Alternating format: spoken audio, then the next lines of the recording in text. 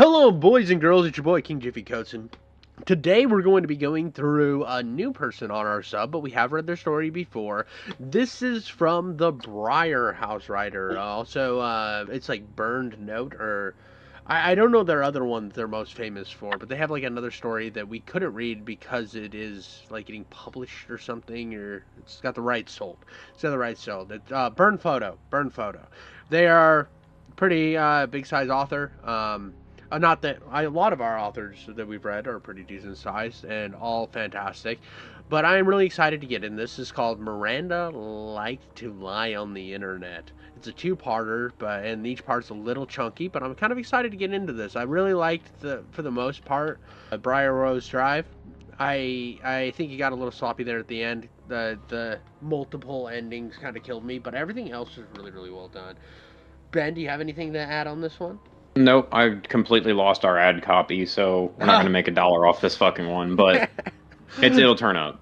One day we'll get ad reads. We'll be like really, really big and important. I'll be like, this is G Fuel. If you snort it, you become Charlie Sheen.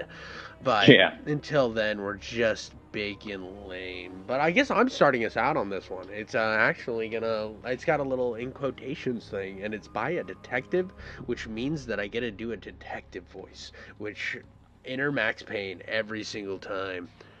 Draco Virus Tortilla. You fucking...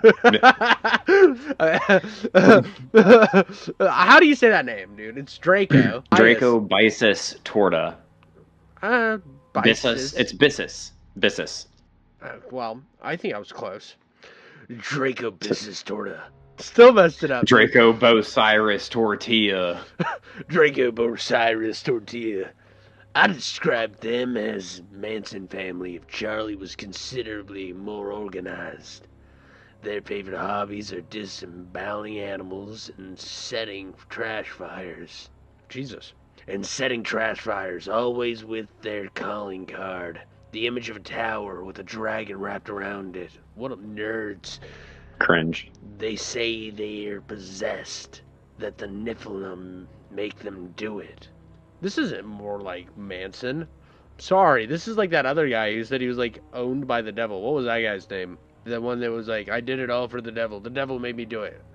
Guy, I can't remember his name. Son of Sam? I don't remember. Yeah, Son of Sam. The devil made me do it. Manson was more like just hippie movement gone the wrong direction because of too much drugs. Race war. Yeah, that was literally, it was race war, but like, he was like hanging out with all of these famous band people and recording albums, and he's just like, I want to start a race war. I'm Charlie Manson. And then they killed some people. They weren't like methodical about anything. I understand they said it with more organization, but like, you would need a lot more organization to make the Manson family capable of being impressive in any amount of area of killing. They sucked. Like, they never even killed Manson. They just let him sit on death row till he died of old age. Yeah, that's California. Yeah, I know, but I'm just saying, like, nothing with the Manson thing, like, went the way, or, like, a good situation should have ended up. Period. Dude sucks. He gets more credit than he ever deserved. Fuck Charlie Manson. Anyways, containing Draco Bias Tortilla is like fighting the Hydra in Greek mythology. We arrested one, and 3 new cultists spring up in their place. Detective El Romero, LAPD, June 2010. Miranda liked to lie on the internet. It was 2002, the beginning of our sophomore year, and every teenager in America was obsessed with LiveJournal. My LiveJournal filled a void in me I hadn't known existed. I'd express my opinions about the war in Afghanistan, stem cell research, and how I would have voted for Ralph Nader in the 2000 election if I were old enough to vote, and people read what I wrote and responded to it. I communicated with other kids who were obsessed with Pokemon and geeked out over Lord of the Rings. I even became internet friends with a couple boys my age who'd come out of the closet as gay. Baby steps. This is a weird mix of things. Yeah, Ralph Nader, Pokemon, so Lord of the Rings, and closeted gay people. This very, and the war in Afghanistan. Very, very 2000s internet. Except for there is no gore content and edgy memes yet. LiveJournal's a real thing. Yeah. I didn't know that. I just looked it up. LiveJournal's a real thing. I thought she just made up a social media thing. It was like a blogging site. Like people just Really? like, yeah, no. I Oh, and we're talking about AIM and stuff like that. Okay, yeah, this is actually before my time on the Yeah, internet. no, I see. I'm a 87,000-year-old celestial vampire, so I've been around for all of it, dude. I remember when they called newspapers the most evil thing. Like, oh, you're putting words on paper. Ah, we gotta stop that. This is really bad, dude. This is gonna ruin the you talking to your friends. You know what I mean? Now it's the Mhm. same conversation just with AI. But the 2000s internet was so lame and cringe, bro. It didn't like hit that fun peak until like the end of the 2000s. No, That it's only cringe in crazy. hindsight. Well, It yeah, was cool then. I'm sure it was. I'm sure it was with their like weird. That's like when you watch the movie Big, and he's like so into whatever that game is, the point and click adventure, and he's like, and he's like coming over it, and I'm like, yeah, Mhm. dude, those games are garbage. I'm sure I made somebody mad about me saying point and click games are garbage. There is no I'm such so- thing as a good point and click game. I'm sorry, they're all trash. Watch a movie, it's the same thing. Well, at that point, it's reading a book. Oh yeah, no, you're reading a slow book that you have to Like click on. Disco Yeah. Elysium is a bad point and click game. I've never played Disco Elysium because there wasn't any like action. I need something to get the monkey brain going, bro. I need like fun. I need to play a game that's like, yeah, I'm playing a freaking game, bro. I need to be slashing, I need to be shooting, I need to be like blowing stuff up. I won't play a horror game without a weapon in it. I think that's retarded. Why would you do that? Like, what situation are you not going to pick up a weapon and fight back?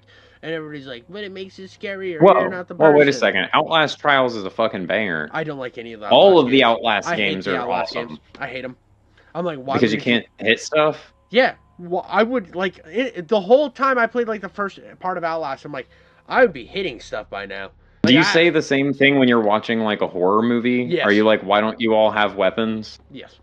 I'm actually more scared when they have Regardless of a. the. I'm more scared when they have a weapon and then they die with the weapon. Like that to me is profoundly terrifying because they did everything right and they still got. Like that's so scary. But like usually they don't have the weapon. They know where the weapon is and you got to get to the weapon and then they get to the weapon and right before they grab it they die. If you just had the weapon on you, you just always were concealed carrying. It's a much better Yeah. scenario. Like, tell me it's not scarier when like the guys like got the weapon and they're shooting at the thing. They missed a couple shots because it's too quick, or like Alien, for example, like the Aliens movie, right? Like everyone was doing what they should be doing in that, and yet they were still dying, and it was terrifying, right? That's where I'm at. That's where I've always been at, and like it's way more terrifying to me. Like there's situations where they don't have a weapon, but they still try to fight back. Like Texas Chainsaw Massacre remake, they're trying to fight back, trying to survive, but they're still getting offski-wofskied. But they're doing, for the most part, what the best that they can do. That's impressive to me. When they don't have a weapon and they're just running screaming like in 1974 Texas Chainsaw Massacre, and they're being lame and gay and cringe and You're not really gay. stuck on this. What? Stuck on how that movie sucks? The The movie's Texas Chainsaw terrible. Massacre. She Yeah. screams for 40 minutes. There is nothing but ear-piercing screaming for 40 minutes, and it's so unbelievable. I wanted to And it just would have been better if she had a gun. yes, because maybe she wouldn't be screaming; she'd be fighting back. And then when she get there, like what she runs out of ammo, she shot a couple of them. They're dead, but they still get her because she ran out of ammo. That's scary because even if you carry a gun, there is the real thought of running out of ammo. I forget what this story's about. Well, it hasn't even gotten there. Just so you know. We've gone on too many. Oh, okay, all Dude, right. like, We've gone on too many different tangents. I'm like scrolling back, and I'm like Greek mythology and Ralph Nader. What the fuck are we just yeah, reading? no, there's a lot that Yeah, happened. no, And we've then you got got me on well, my most passionate subject, the hatred the of Texas video. Chainsaw Massacre. Well, not just that hatred. Oh, I also don't like. Hate horror games where I can't like kill stuff. I don't hate like Telltale type of games, and I don't hate point and click. I was joking on that, but I do hate games that don't let me kill stuff. And locked camera angles. Locked camera angles deserve to die. It was so stupid and makes me want to even throw in up. God of War.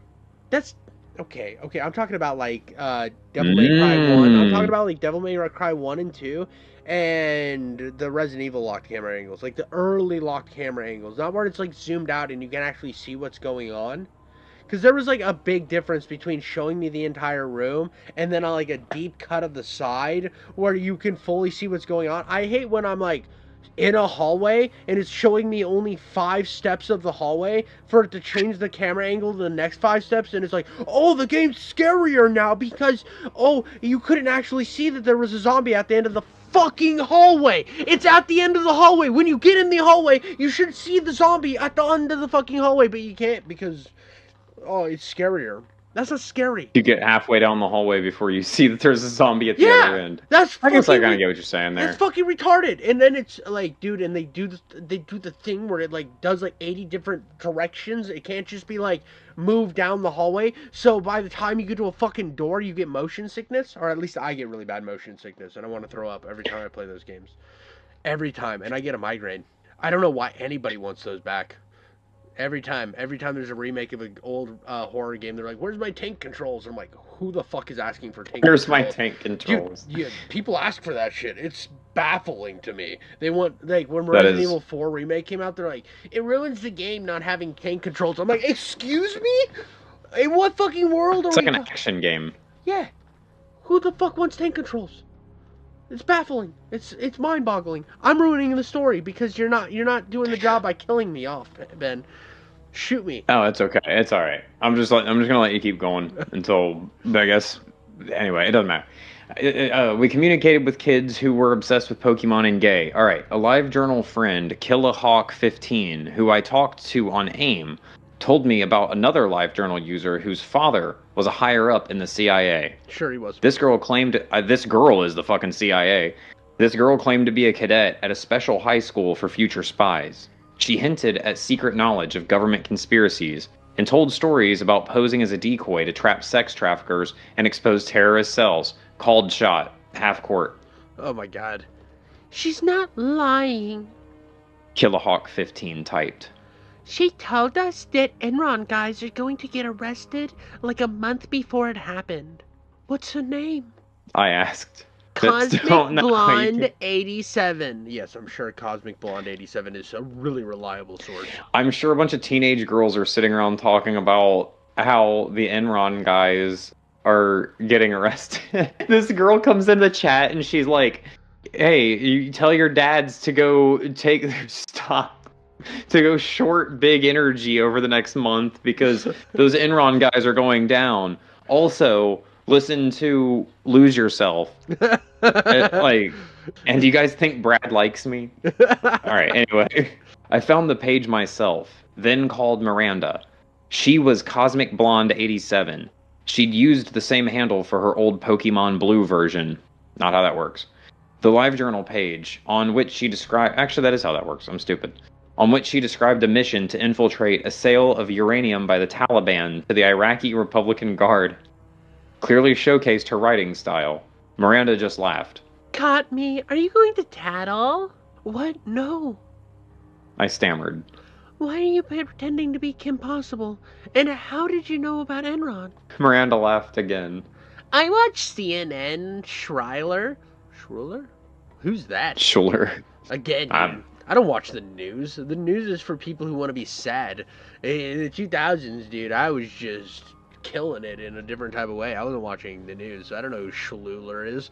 Mr. Molly? No, that's not. Wait, that's not who that is. Oh, you're looking him up? You giving him the old Google? I got nothing. Oh, it's the character's name. It's Skylar. That's how you spell They're saying Skylar? That's one way of spelling Skylar. What the world is that, dude? Guaranteed. Dude, Okay. I told you, I know these proper nouns. Like Okay. the one up there is I'll believe you. Draco I'll say Bisis. Bissus. I'll say it's Skylar. I don't believe Yeah. you, but I'll go Yeah. with it. I mean, actually, I do believe you because why wouldn't I? I watch CNN, like Skylar. I watch CNN, Skylar, and I read the papers. Not just the part about Winona getting busted for shoplifting, the entire thing. Like financial pages. Anyone who read the paper could have seen the Enron mess coming like a meteor. Oh, I responded, feeling stupid. I'd never even heard of Enron until the sordid bankruptcy was on the nightly news. When you said George Bush was secretly allowing for oil drilling in Roswell and they found alien skeletons?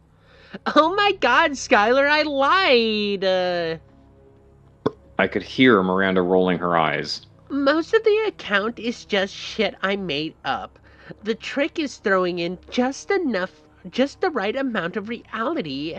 If I'm right one time out of like 10, people just believe anything I say. My current self, the nearly 40-year-old adult, would have considered a bit more critically how much Miranda enjoyed manipulation and deceit, but teenaged me let it go.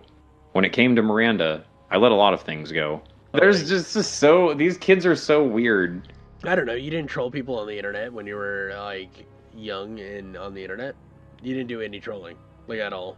I honest to God, not really, because I didn't have like a computer with internet in the house until I was like 14 years old, and I didn't really know like what that was. I was like a really genuine internet person. I'm like, who wants my information? So I only did it when I saw like people I knew arguing on like Twitter and stuff in like high school.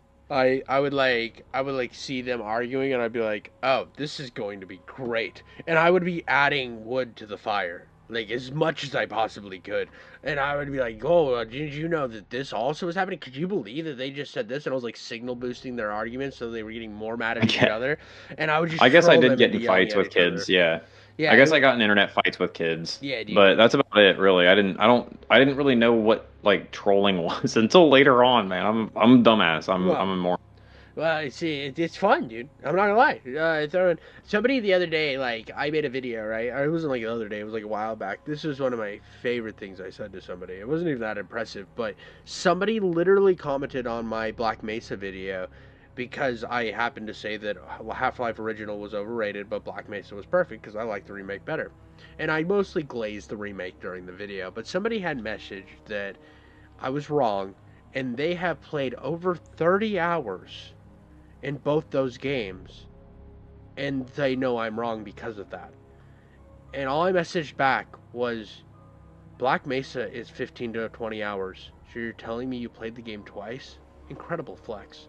Just like, I mean, that's could you imagine? to be 100 with you, that's like one more time than I've spent. That's actually because I think Half-Life 1 is like 12 hours or something like that. It's like they played it 3 times. Yeah, so they've played through Half-Life 1 2 more times than I have, or I'm pretty much willing to, and one more time through Black Mesa than I have, or I'm pretty much willing to. Black Mesa rocks, dude. Black Mesa, it's a good game. Look. All right, so this is where my fucking controversial game opinion comes back in. Is I like the Half-Life games mechanically. I think that they're very sound, but I think that they're like really boring. Okay, so fair. I think that they're fair. really boring games. Black Mesa I found way less boring because they cut a lot of the fluff from Half-Life like vanilla and then made Zen really pretty and not boring. Zen was pretty when I got there. And so like you kind of just run through all the highlight moments. I feel like you run through highlight moments in Black Mesa and you really get to the nitty-gritty and like all the cool action set pieces, and they cut all, because like I'm going to be real, I don't think mechanically Half-Life 1 is as good as people say. Because like people act like it, because it's got some cool stuff going for it. They basically stretched the Quake engine to have a little bit more, or it was like the Quake 2 engine to have a little bit more physics in it. But instead of doing what a game that came out within like a year of that, the Soldier of Fortune games, instead of just like adding cool stuff like better dismemberment physics, they were like, no, you can push boxes, and you have to crouch jump. Yeah, that is true, and the crouch jumping's lame. But there is one thing that Half-Life does that makes me love it mechanically forever is it standardized WASD controls for all computer games. That's also the seamless. Having just finished Kingpin Life of Crime last night. Thank you, Half-Life, which came out, dude. Kingpin Life of Crime came out a year after Half-Life. And they still hadn't caught on yet, brutal. But it would go on to standardize. You know what I'm talking about. Anyway, fucking. Well, one thing I would add to that real quick, before we jump way away from it, is you see all the I do love that Half-Life did the seamless transitions for levels. Like That is cool too. the whole time you're just following Gordon, which is the first game to ever do that. And narratively, that is a really good device. But I can see how it is boring, like especially when you're playing all the other games that came out on the Quake engine, where it's like awesome. Hey, dude, if you haven't played Soldier of Fortune, that game slaps. Right. It just feels like you're like doing stuff in other Mhm, games where like Half-Life 1 just shooting like the same three enemy like that's fair. hallway to hallway and while people are like Gordon and like that's it. Yeah, And then yeah. people are like Gordon like later on and Yeah, and I like that Black that's Mesa the game. actually made it make sense. It wasn't just like you were so confused, and at the end you're like, maybe makes sense. Like they added in everything, all the little tidbits of lore in Black Mesa Yeah, all that the you Easter have egg to. stuff, Yeah, yeah. they added it in to be narrative devices, so like you're seeing it, and like the transition doesn't feel as abrupt. And everything just felt way more seamless in Black Mesa, and I fucking love that game. And if anybody hasn't played Half Life, don't play the original. I'm sorry, go play the fucking remake. Or play them side by side and try to come tell us that Black Mesa is not better. Yeah. All right. Miranda Liddell and I met September of our sophomore year on the benches in front of Morrison Preparatory School. We were reading the same book, Empire Falls by Richard Russo, if you're curious, and became immediate best friends. My family had moved from a small town outside Pittsburgh to Pasadena, California the summer before. I was immediately slapped in the face by a rough reality. In my new life, I was average. Back home, I'd been the star of the baseball team. At Morrison, I sat on the bench, keeping the Gatorade company. Oh, dude, she's like a Pittsburgh 10 and a Pasadena 4. Ooh, Fuck, brutal, that dude. sucks, dude. That That sucks. sucks. Back home, I earned such good grades with so little effort, I'd cultivated a reputation as a genius. At Morrison, the academically cutthroat Thunderdome, I received my first C. I'm not going to remark on that. I'd once hung out with the popular group. As the new kid at Morrison, I struggled to embed myself into already established cliques. I only knew one other local teenager, Kyle Summer. Kyle. My first love, Kyle. Kyle lived in Glendale with his family. He attended St. Vincent School for Boys. We'd been cabin mates at summer baseball camp between 8th and ninth grade.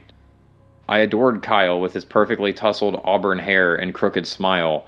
Anyway, it doesn't matter. Dude, Who'd do anything Kyle's for a got laugh? that And fucking. He got his first. Riz. She's about to get her first D too. She got her This first is a D, he. dude. He. This is a he. Yeah. Yeah. This is a boy. Wait, Well, at least genetically, I think. wait. I thought the girl was talking right now. That I think that Okay. I think that Skylar is A guy? I'm pretty sure identifies it's as a girl. I think this. I don't know, man, because they were cabin mates. The Maybe. narrator was cabin mates with Kyle at summer Maybe- baseball camp. Maybe he's gay. Maybe he's gay. I don't know. We haven't. I forgot that Miranda was the girl, so I got thrown off there. Right, gay Skylar. All right. Anyway, it doesn't matter. It doesn't matter. I adored Kyle with his perfectly tousled auburn hair and crooked smile, who'd do anything for a laugh and couldn't stand to see anyone in pain. Then there was the night behind the mess hall, his soft lips on mine, his mouth tasting like chocolate cookies. Ever since that summer ended, since our perfect first kiss, Kyle had ignored my emails, based, my AIM messages, my phone calls, and handwritten letters. Before we moved, I emailed him one last time. He hit it and quit it. I told him where we'd be living, where I'd be going to school. Yet again, radio silence. I was as invisible to Kyle as I was to my new classmates at Morrison Prep. Then I met Miranda and my life changed. Miranda was beautiful. She was brilliant, second in our class. She played the lead in drama club productions, sang solos with the choir, ran track, wrote for the school paper, and copy edited the yearbook. She existed on a plane so high above high school drama it barely registered on her radar, and because of her glowing self-confidence, girls flocked to her like moths to a flame. A rumor went around that Miranda and I were dating. We didn't deny it, and suddenly I was as popular as she was. There we go. So it is gay. It's a boy Skylar. Okay. See, that's where I was thrown off because I when I hear Skylar, I always think like Breaking Bad, Skylar. That's exact. So I just assumed girl, but Skylar is also That's a it. boy's That's name. exactly what I thought. Yeah. So it is definitely a dude. He got himself a beard. in popularity because of it. Everybody's like, yo, you banging Miranda, bro? She's like super smart and got the really nice titties, bro. So I'm like really wanting to. Do you like flap them back and forth? Do you like suck on those things? Do you like fleece them with your penis? What do you do with those? And he's like, I do all the straight stuff. I do all that straight stuff. I'm totally not thinking about like piping dudes right now. I'm not thinking about piping dudes. I'm thinking about. I'm actually thinking about her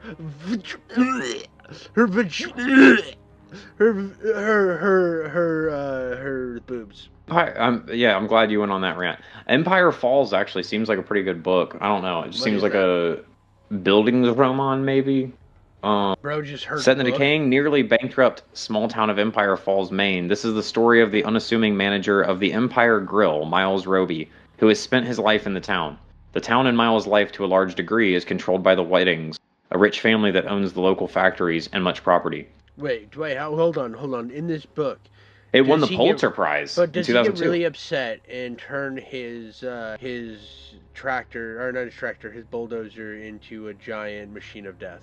Yes. Okay, then I gotta read this book, dude. That is exactly what happened. How'd you know? Yeah, because I just have an eye for these things, and if you want to be cool and not lame, you gotta add in some like cool action and turn it into a Killdozer book. Richard Russo was really ahead of his time with that. He predicted the Killdozer. Oh no, it was 2002, so I guess he was just adapting it into a. Fair enough. If you're gonna adapt something, you gotta adapt the Killdozer. May of our junior year, Miranda and I got. Sorry, my chair is going crazy. Miranda and I got ready together before Brett Kapersky's birthday party. Miranda was an only child. She lived in an old house in the historic part of town with her widowed grandmother, her father's mother. Miranda's own mother, Christine, died of complications shortly after she'd given birth to Miranda. Christine Liddell had been a painter. Her colorful, dramatic work was framed all over the house. Miranda's favorite piece hung in her room, depicted a starkly realistic prison tower with a fantastical dragon wrapped around it. She never spoke about her father, cult, and I never asked. The cult begins with Miranda. Dude, yeah. Miranda squealed when I found her in her room. She jumped up from her desk. She'd been typing something on her computer. Unannounced, she had a surprise for me and rushed out of the room. I plopped down on her fat beanbag chair. A second later, her iMac chirped, then again, and again. I got up to look, thinking Miranda might be receiving AIM messages from Danny, the Morrison senior, giving us a ride to the party. I was right about AIM, but not Danny. The messages were from someone in the screen named Corey Brown 86. I get your pics. I choked it to your tits. You're a very bad girl. Detention tonight. Wear your school uniform and red panties. Winky face. Skylar, don't look at that. Miranda pushed me aside and closed the chat window. Who is that guy? I demanded. He might be like a 40-year-old pervert. Miranda smiled mischievously. He's like 46-year-old tax attorney and the president of Good Shepherd Church. His real name is Bob Garvey. I gaped. All those assemblies, all the after-school specials, looped in my head like a choose-your-own-adventure book. I saw Miranda, tied up in the trunk of a greasy old Honda. Miranda, pregnant and sleeping under the 210 freeway overpass. Miranda, chained in a torture basement. The 46-year-old president of Good Shepherd Church looming over her. Miranda registered the look on my face and got serious. I'm just using him, Skylar. I send him pictures. He wires me money. The money I use for this. She pulled my surprise out of her pocket of her laced-up jeans. 2 fake IDs. Good quality fake IDs. One with my name, one with hers. Both birth year on both, 1982. I screeched excitedly, bouncing up and down like a little kid at Disneyland. I forced myself to bury what I'd learned, that my best friend was sending nude photos to a middle-aged pedophile, that instead of doing the right thing and turning him into the authorities, she'd exploited the situation to extort money. Adult me wants to scream at my teenage self. Hey, man. It was... Yeah, you gotta exploit the whatever, dude. That's awful. Hey, I guess. Don't message kids. Don't do that. It's bad. You might end up on a piece of nutsack hammered into. We have seen this season already. Yeah. some real bangers. I would suggest that if you don't want to have your nutsack stapled into a tree with 587 nails while wolves eat you, I think that you probably should have messaged minors. Oh, do you think there will be wolves at the end of this one? Dude, the story has nothing to do with this guy. It goes in a way different direction, but it like circles back. The post credits Marvel scene is just wolves eating the pedo. He gets Geppetto'd apart, bro. Oh, a good old pun. Hell yes. It was March of my senior year when I first heard the name Draco Bissus Torta.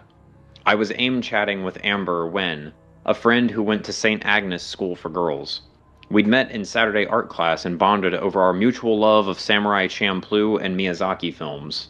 Okay. Oh, I'll read the names if you want. No, hold on. Was chatting with Amber, a friend who went to St. Agnes School for Girls. So they're going to a school for girls? No, well, he was chatting with Amber Wen, who is a friend of theirs who goes to St. Agnes School for Girls. So they're not going to it together. Okay, so I'm just trying to figure out. Right. I'm trying to figure out which octave I got to put this voice at. Like, this isn't me trying to be over offensive. The place, and I love it. Yeah. This is not trying to be like I love everybody here, dude. I love and hate everybody. But let's be real, dude. I got a reputation that dies on this. I have one job, and that's doing the voices. And you're not giving me a direction here. Am I like just the kind of a little bit gay? Am I just a little bit flamboyant with it like this? Or am I like actually like a really sensitive kind of awkward girl who transferred over to the school? Or is she like actually more like Miranda? I have to find the range I'm supposed to hit here, man. I think I'm just gonna stick it with the gay voice because it sounds like close enough to be girl or boy that I can get away with it. That I think we should just lock in like super homosexual. You're there we go. Agreement? We lock it in. Yeah. All right, it's locked. Yeah, in. I can always make her Asian. Your brother. I can always make her Asian, and then we can just make the story. Well, we're talking to Amber Wen right now, so you still have your chance. I'm not gonna do Asian. Willow Rose 924. This is Asian girl. Dude, you got to check this out. Oh yeah, I gotta read the stupid name again, dude. Narco Barteros Tortilla. There's a chat room where a bunch of guys are going about it. See, I made her Canadian. You went Asian, or you went from Asian to Canadian to Irish at the end. Yeah, I'm not gonna let you put me in a box, Ben. Now we got Kaunashi 020. There we go. Sounds like a villain in an 80s video game. It's a very Rose, secret. 924. Oh. It's a very secret society, and they're like recruiting new members. I call BS. All I knew about secret societies I'd learned from the Da Vinci Code. And I knew Amber. She was a conspiracy theory nut. MK Ultra, aliens built the pyramids, subliminal messaging, and breakfast cereal ads. All true things. She believed anything presented to her as hidden truth, which, ironically, made her pretty gullible. This is their website. www.dracodoberasatorta.com. All right. You can read the website if you want to give it better justice, because I'm gonna keep messing that name up. It's too much. Yeah, no, I like it. I was actually gonna say, if you're listening to this at home or where you can safely do this, take a shot every time Jeff has to read Draco Bissus Torta, and it's just gonna be awesome. It's gonna get funnier. The website was simple and ugly. And for those wondering at home, there's a hyperlink here in the middle of the story, but it says we cannot reach this page. We've been locked out of the website. Yeah, gray background. Join a cult. Right. This would be a good one. Just for the camaraderie, you know. Yeah. You know, sometimes you get a little lonely, and you're like, I want to join a cult. It's like I would never actually start a book burning. I think I've told you this before, but I'd go to one. I'd go to one just to see what's going on, dude. We talked about this. Yeah, I think it'd be a good little book burner. I'm still very, very in the mode of give me a good book burning. I'll be there, dude. I'll be there. It's not. I understand. I'm not concerned by the sentiment. I'm concerned that that's almost the first place your mind goes every time. Well, that you think of a gathering. It could be better. I could be like, oh, I'm always down for a good cross burning. No, that's not okay. You see, it could be worse. It could be worse. You can't say that. You can. I did. I said I'm not cool with it. It's a bad thing. It's very bad. You don't go to... no one wants to go to those. But a book burning... No one. Well, yeah, no, there's some. They don't just organically happen. Dude, the People are like, oh shit. The reason we have Big Bed Sheet is because of these goon bags. Big Bed Sheet sold a lot of stuff back in the civil rights movement to a lot of bad people. Man, you are just Florida maxing today. Florida maxing, winning. A gray box. A box in the upper left corner counted page views, 59 of them. And below the title, a crude drawing of a tower with a dragon wrapped around it. Above a brick of Times New Roman text. Allow us to introduce ourselves. We live amongst you, but we are not you. We have seen your reality for what it truly is. A fragile gossamer spider's web blowing in the wind of cosmic entity. You are like the blind man chained to the rock. Because you see shadows, you think yourselves wise. We are the ones who have broken free. Come find us, and you will be freed. 34 children dance just beyond the trees, 32 arms twist in purple leaves. There are pretty gold eyes that are filled with tears. Black mold grows on 118 years. Behind the cliffs there are pink glowing rays, a smiling sun for only one day. Tell them a secret and they might reveal each all the way down until their hands you feel. That's you. I rolled my eyes and messaged Amber back. Oh, so this person was them the whole time. Got it. Yeah. So now I know the voice for it. Sounds like a bunch of pretentious douchebags. Willow Rose. Check out the chat room. They think the poem is a clue. Like, if you figure it out, I don't know, something will happen. Drop the link. Dude, I'm trying to keep this the tour of voices that you go on every time. I'm trying to keep this a very serious story. You're ruining I can tell. I can tell. You're ruining. I had better things to do with my night, like study for the physics test Mr. Candor promised would be a ball buster. The teacher can't just be like. Yeah, they can. Anyway, whatever. I guess he's like smoking a cigarette. Yes. But I couldn't resist. Oh, go ahead. I was gonna say I used to have a terrible teacher. He was my computer literacy teacher, and he used to bum Copenhagen off of me in high school. I would walk in and he'd be like, and then he would steal a chew from me, face his computer, and turn his hearing aids off for the rest of the class. And it was just that class was like chaos. People got in fights, like fist fights in the class, and he never turned to look at what was going on. He's just back there like. Yeah, no, he would have the biggest chew in. Just watching Netflix on his computer. He definitely got fired eventually. Not during the year I was there, but like the next year he got fired because they caught him smoking weed in his car at lunch. So he definitely got fired. But yeah, no, he was a terrible teacher. All of the tests were He doesn't sound like it. No, it was awful, dude. I learned nothing about computers. I was actually excited to learn some stuff about computers. This is like the one class I was like, please. I'd be excited to smoke some weed. And his tests were literally like, what is computer? Like, you would see the word computer and you draw a line to the definition. And this is like junior year of high school. Like, oh, yeah. Third grade stuff. It was crazy. It's like C for computer. Yeah. Okay. But I couldn't resist copying and pasting the long address Amber sent me into my search bar, then clicking add. I found myself dropped into a crude chat room, engaged in a heated discussion over symbology.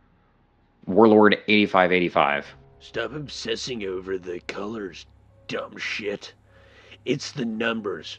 4 is about the elements. Louis the 17th. Oh, did you ask Jeeves, big shot? Trinity Jane 123. The Egyptians believed that gold gave you safe passage to the afterlife. Angels Fan 86. You guys are making way too much hay over this secret, esoteric meaning of things. Look at the numbers themselves. It might be an address we need to go to. They did say, come find us. Louis. Alright, idiot. You go to every address that number could mean. We'll be here using more than one brain cell. I couldn't resist. I jumped in. I think you guys said the address right. Map coordinates, maybe? I logged out and turned off my computer. The guy who said address was definitely right. I'd solved the little riddle, decoded the clue. I'd figured out where Draco Bissus Torta hid. Actually, I could do one better. I knew the hidden truth about who Draco Bissus Torta actually was. I see those Draco bitches tortilla guys on 4chan all the time. Reddit, wherever there's a lot of kids. They post these dumb little rhymes, supposedly to recruit new members. I just ignore her. My mom says they're a death cult. So, age 15, October 2014. I don't get it, Miranda. I insisted. What's the game here? You guys are starting your own fake internet cult? Miranda sat cross-legged on her bed. Even in sweaty running shorts, she looked impossibly beautiful with her ice blonde mane, heart-shaped face, Renaissance sculpture figure, and sparkling gray eyes.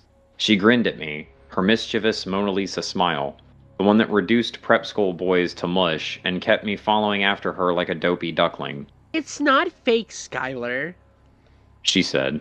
So you're like a real cult? Based around that picture you have on the wall?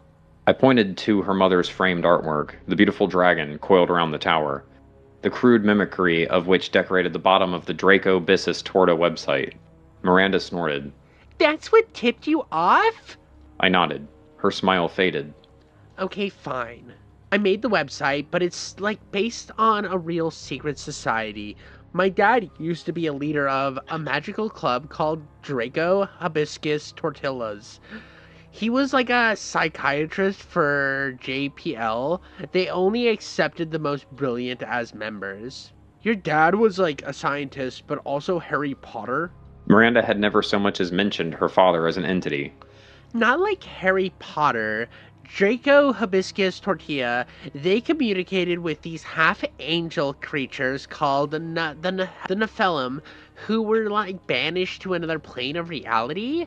Draco Bissus Torta let the Nephilim wear them, like possessed their bodies or something, and in exchange the Nephilim told them the secrets about their future. I wanted to laugh. This all sounded like a rejected episode of Buffy. But Miranda's face was dead serious. She kicked out her legs, rolled off her bed, went to her writing desk, and pulled an old leather-bound book out of a drawer, which she offered to me. She just pulls out the fucking Necronomicon in the middle. Let's go, dude. I know it's a word, and it starts with N. Hey, you don't get to say anything like that. I thumbed through the pages of jagged cursive.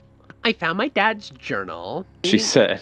Cleaning out the attic. He disappeared when I was like 8, you know. My grandma and I thought he had gone to Houston for a meeting, and he never came home.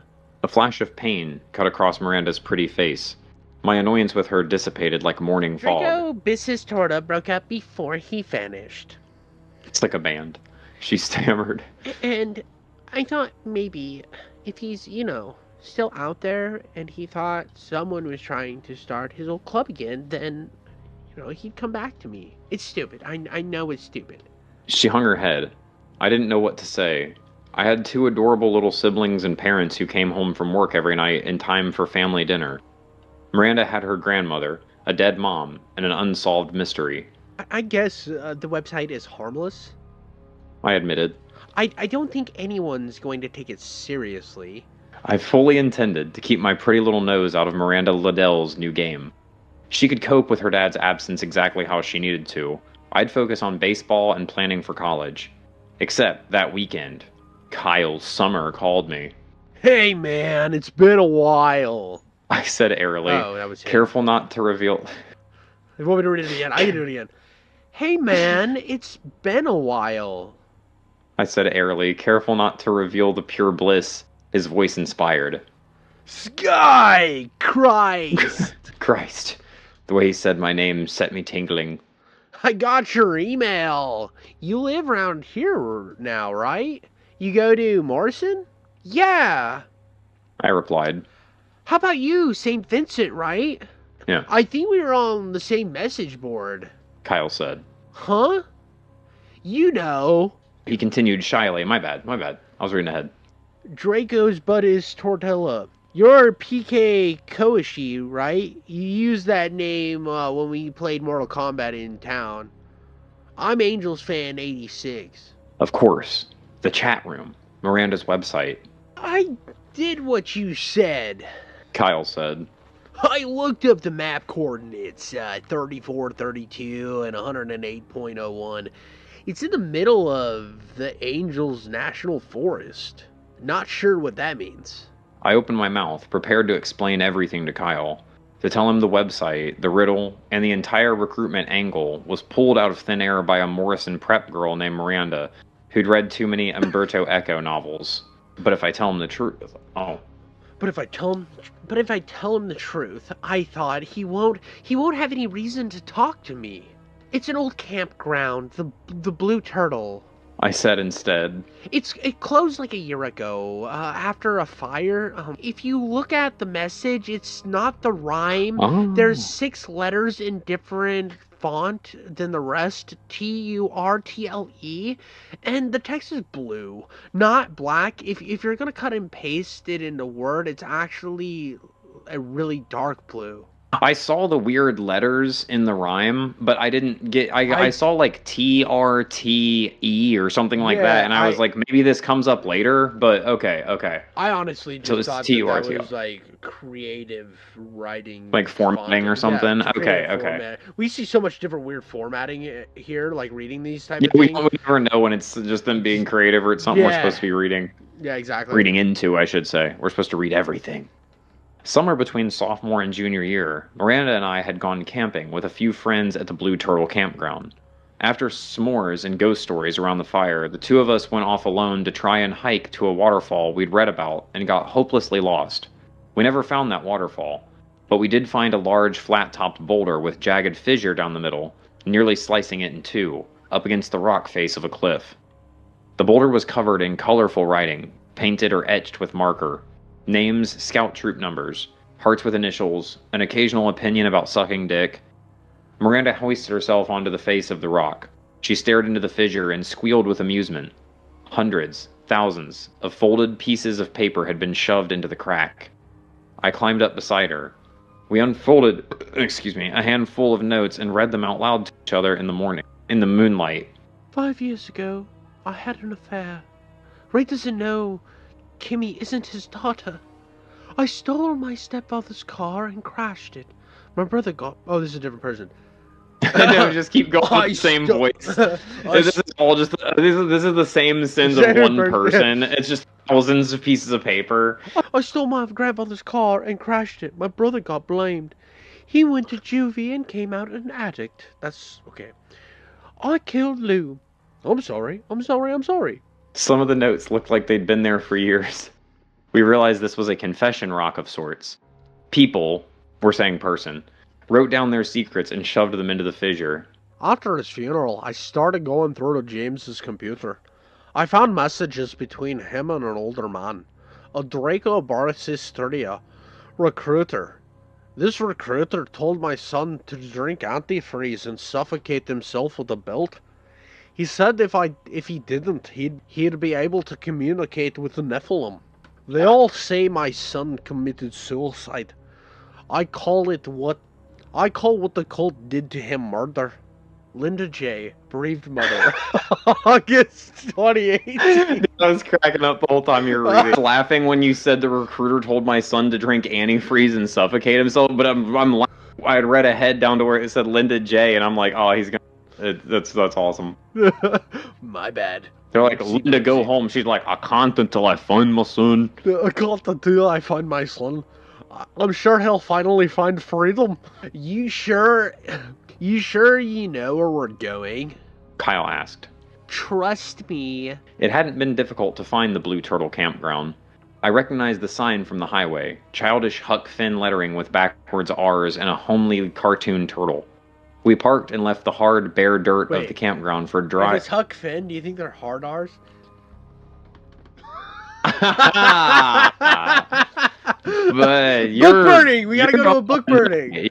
You're on one tonight.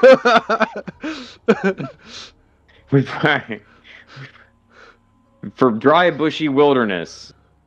Heading awkwardly, emphasis on that, northwest. Guided by Kyle's compass and the pulsating of my lizard brain, The muscle memory. It was late, and the woods were darker than I'd anticipated. How are they fucking... Never mind. But we'd brought flashlights. He's looking for a place that they were lost at. Yeah. Doesn't that seem counterproductive? Oh, no, wait. They got lost, and they found the rock, and then they found their... Okay. Yeah. And though my skin was scratched and itchy, bristles clung to my clothes, and unattractive rings of sweat formed under my arms. Kyle and I were having a really great time together. The trees thinned. We pushed past a hanging vine with purplish leaves and into a clearing. In front of us, the cliff face, and a large rock with a jagged crack nearly cutting it in two. Holy shit! Kyle said. The rock was just as I remembered. Graffiti coated every inch. Cat was here. Oh, wait, I got this, dude. Cat was here. Brownie Troop 512002 2002. Fuck Bush. The bottom looked fuzzy. The Brownie Troop wrote "fuck Bush" under it. Yeah. The bottom looked fuzzy with black fungal growth. What do we do next? Kyle asked. I was way ahead of him. I pulled a notebook out of my bag, tore off 2 pages, and procured 2 pens. I offered Kyle 1 each. Then I vaulted onto the flat top of the rock. Come on, I said. We've got to write this. We've got to write a secret and put it in the crack. That's like the thing people do here. Tell them a secret and they might reveal the poem, remember? Kyle smiled a goofy, childish smile. He climbed up and sat across from me. We were silent for a moment, scribbling. I wrote, I know a crazy bitch who started this charade, but I'm not telling because I'm here with a hot guy. I folded up the note and shoved it deep into the fissure, my hand brushing against older secrets written on water-faded paper. I pulled my hand out as Kyle inserted his. We touched. Electricity shot through my core. Kyle withdrew his hand quickly, throwing himself off balance. He lost his footing, slid, and tumbled into the narrow crevice between the stone and the cliff face. He groaned. A shuffling, and Kyle stood. The boulder came to his sternum. His eyes were wide with wonder. Man, you gotta see this, he said. I rolled over and lowered myself into the crevice beside him. My feet crunched against the thorny brush and discarded beer cans. And then I saw what he saw, painted onto the hidden backside of the confession rock in hot pink. slutandbk.com. Surrounded by pink rays like the sun, also a dead web page. The paint looked fresh. Of course it was me, Miranda confirmed, giggling on her beanbag chair. This is a jump, by the way. Somebody I know had to go and tell the whole chat room the numbers of the numbers are map coordinates. A couple of them figured it out and told all the other nerds. A lot of scouts camp at the Blue Turtle campground, I said. Wait, you're the one in the chat room? Miranda snorted. Boy, I started the chat room. I was reading that as boy. I sat on her bed. I'm sorry, dude. Boy, I started the chat room. I'm the leader of this in here, Colt. Oh, listen here, I do a little chat room. We'll just do different voices for the characters just to fuck the listeners over. Yeah, fuck guys this time. Hey, I've been pretty consistent. I think I've been doing a good job. There's a lot of voices. Hey, I'm doing a good job on keeping it consistent, I think, ish. Okay. We're playing horseshoes with these voices, and I'm doing I'm at least getting points. Horseshoes. Well, the URL isn't real. www.slutbnbk.com. It goes to 404 not found. I own the domain, Miranda said. I'll publish a website when I figure out a new scavenger hunt for the message board dweebs.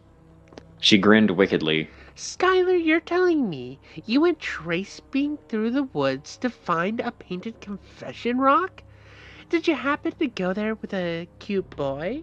A happy little thrill bubbled up, but I didn't want to tell Miranda I was talking to Kyle again. She knew all about our kiss, and that he'd broken my heart. If I told her I'd gone traipsing through the woods with the famous Kyle Summer from baseball camp, she'd spend the rest of the night lecturing me about how I shouldn't waste my time with such an obvious scrub. She could be making some real motherfucking money sending pics to old dudes. Yeah, gross. I went with my kid brother. I lied. Now we can get ready for Kelsey's party. Kelsey Chan's pool party was a dud. We ran out of booze 45 minutes in, the hot tub didn't work, there were too many people and no space to dance, and Kelsey's playlist included an unpalatable amount of country. There Miranda is no kept her... such thing as an unpalatable amount of country. Excuse me? Excuse me? It's like one of the oldest genres of all time. There is so much good country. We're not gonna hate on country music here, dude. It's fantastic. Dude, you're telling me you can't throw on a little. You could just go from be like Waylon Jennings, be like, this outlaw shit has gotten out of hand. California teenage kids. Shut up! No, they can't. Dude, wait. You're telling me you can't. You give me that always wrong, but don't get wrong.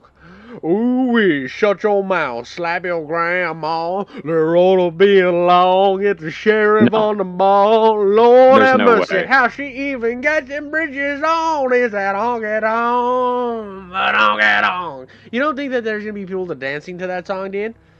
Like, come on. No. Not a bunch of teenagers at a California party. I don't think so. It's not that I don't endorse it. I'm not a big country fan, dude, but okay, hold on. I got one more song that I think will change it, dude.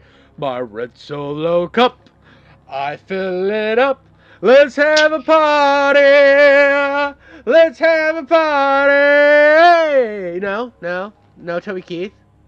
Dude, everybody got drunk to that song, dude. I don't care where I've been, dude. People play that song and get when they're like really, really drunk and they get hyphy about it.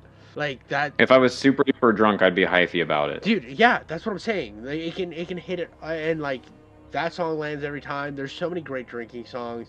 Like, I think country's an underrated genre that doesn't get enough. I do. My favorite country singer is Shabuzi. I don't even know who that is. He's a rapper that made that bar song. Yeah. Dude, but there's crossovers. I mean, have you not? I want to talk about crossovers. You don't get into Lil Uzi Vert. Not Lil Uzi. What was his name? Not Lil Uzi Vert. It was the guy who did the stupid. I don't want to talk about Smelly Bowl. Dude, I can't remember the guy, dude. The one who did the gay rapper who did the country song, and it was like a big thing. Lil Nas X. Oh my Lil Nas X horse is the shit. down the old town road, I'm gonna ride until I can't no more. That's the only thing Billy Ray Cyrus has done. And I don't like Lil Nas's music because he's not even a good rapper. I'm not gonna be real. Never been a good rapper. And the original version of that song is trash. But with Billy Ray Cyrus singing the hook, that song like exponentially gets better. It becomes listenable. It becomes like listenable. Like his original recording sounds like the most SoundCloud garbage. I just am trying rapping on the weekends rapper of all time. To, oh, we got Billy Ray Cyrus on it, and he did something other. What was it? What was his song? What was the Billy Ray Cyrus song?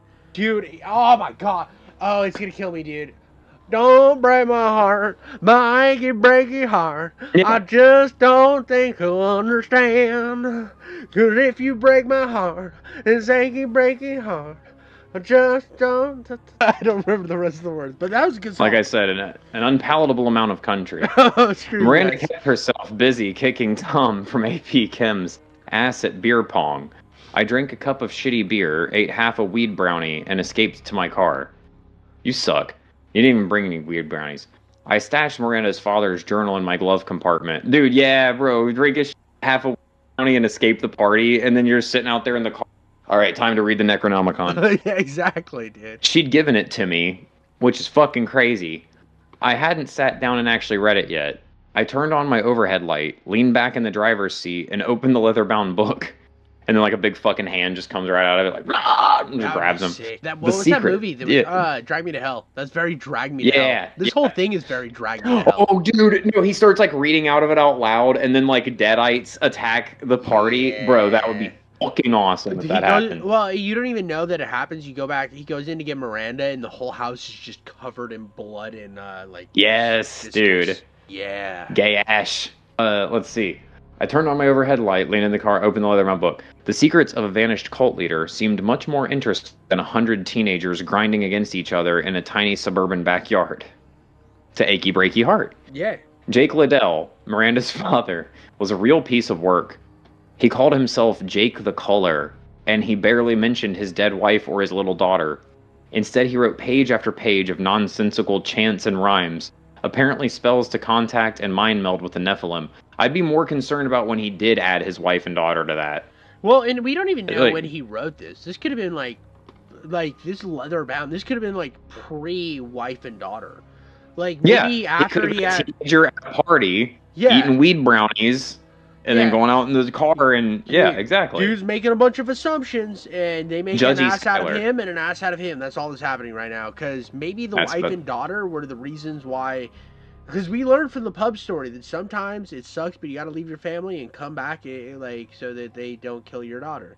That's right. sometimes like maybe was protecting his family. They killed his wife, and he was like, "Oh, dude, I got to get out of here because they're hunting me, and maybe they'll leave my daughter alone." We don't know. He called down the yeah. We don't know what the Nephilim are capable of. Yeah. If they're indeed even realistically called down. Maybe they're just killing people. The Nephilim, he wrote, were the hybrid children of angels and men. They're mangels. Yeah. They'd been banished You didn't to know a that's barren what plain. Nephilim was? Did you not know? I thought that Nephilim were the giants. That's like different. Like Different Nephilim? So there's like the biblical Nephilim, and then there's like they're called the biblical Nephilim are like angels and like angels men thing. I'm pretty sure I can't, but yeah, they're mystical beings. Are giants in Hebrew, often inspired as sons of God and daughters of men. So they are hybrids, but they're like giant hybrids. But I was thinking of there is the Nordic Nephilim too. Niflheim. Niflheim. Is, yeah, Niflheim. that's the land of the dark elves. Yeah, the night elves. Yeah. So I'm not as big on the Nordic thing. That's what I thought you were talking about was the. And Muspelheim. Yeah, but the Yeah, put some Niflheim stank on all are those names. giants that are half men, half angels.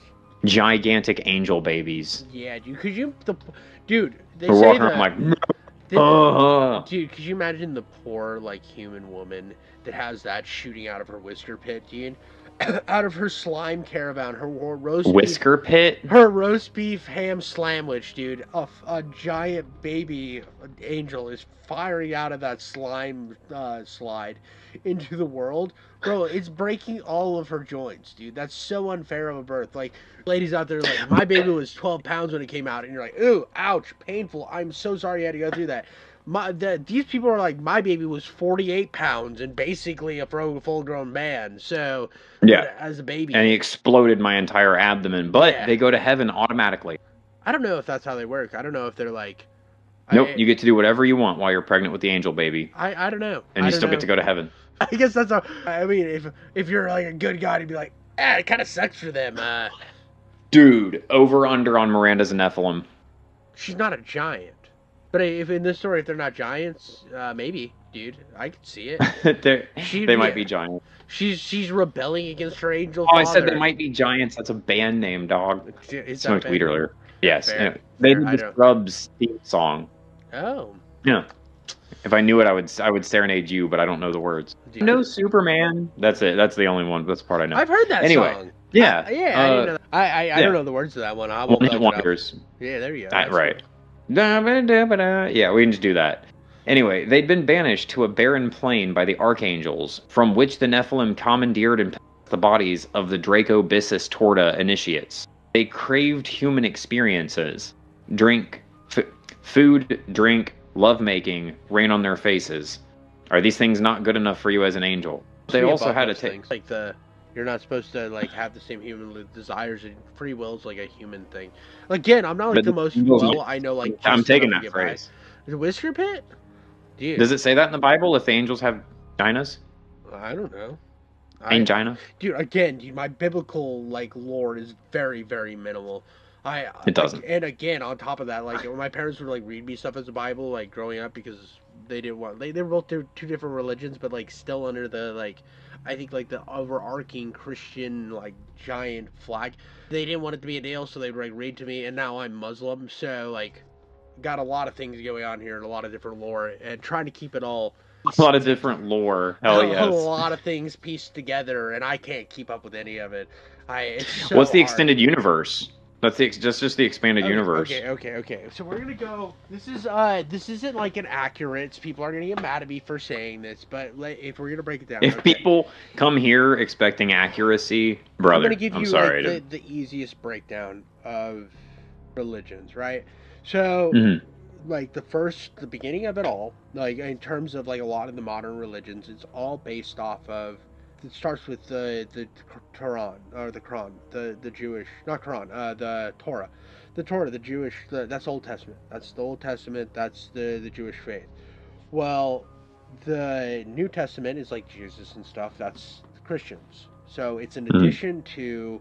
It's built off of the Old Testament, but there was a Son of God, who is the Jewish people do not believe was the Son of God. And I think they might recognize him as a prophet, but I don't think they ever see him as the Son of God. And so Christians believe in both the New Testament, or the Old Testament and the New Testament, right? And then there's the Quran. The Quran sees Jesus not as the Son of God, but as a prophet. And another prophet came after Jesus, Muhammad. And that is like the continuation. So you have to like follow the rules of the Quran, and then you also have to honor and understand the other two books, because they are the foundation that the Quran's built on as well. So they all are tied in. Like there's other big religions like Hindu and Buddhism and stuff like that, and those aren't tied to the Abrahamic religions. yeah. Yeah. So, but the others are, and then you have like the spin-offs, as I like to call them, the out there ones. Well, they're not out there. I don't want to like insult anybody, but like so Mormons believe in the Old Testament, the New Testament, and the Book of Mormon.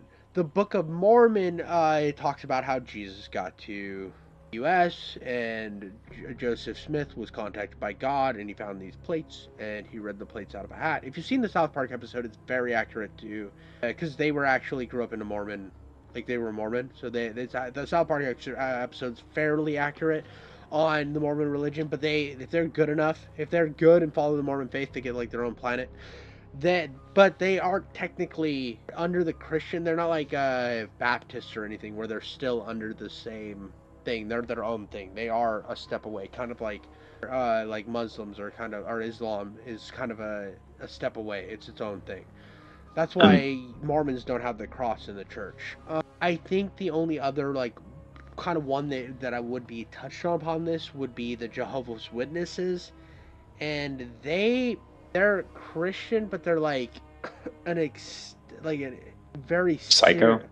Yeah, so they Yeah. believe in order to get into heaven, like the everything that applies to get into heaven, but they have like extra steps. Like like if heaven's this big party, right, a big club, and you walk in, you're like, yeah, this is pretty cool. But you see Mike Tyson over in the VIP lounge, and you're like, I need to get over to the VIP lounge. You got to be There's no way. Jehovah Witness, and you got to be the best of the best to get into that VIP lounge. Otherwise, you're just Mhm. unworthy. And I think now I don't know all the difference with the Christian sects. Like I'm not gonna with when it comes to evangelicalism, baptism, Presbyterian. I don't know all the differences there, but with like the big changes, I know a lot in that regard, and I think that kind of sums it up in the most simplistic way possible. I feel like if I hit there's obviously a lot different than what I said in terms of like complexities to the situation, but in like baseline understanding, it's like there's the Hobbit, there's like the Lord of the Rings, and then the Two Towers, and then and they're like, okay, we didn't believe the Two Towers was good enough, so and then we didn't like the third books, we didn't like the second and third book, so we're sticking with the first book and ended after that. Like that makes it all sound dumber, but you know what I mean. You know what I mean.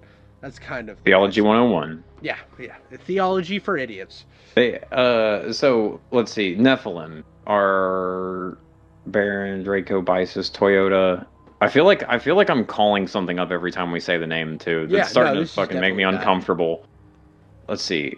They also crave. Oh yeah, okay. So Nephilim wanted to fuck and suck and eat and pee. Yes. But now they also had a taste of some messed up shit: murder, bestiality, arson, torture, anime.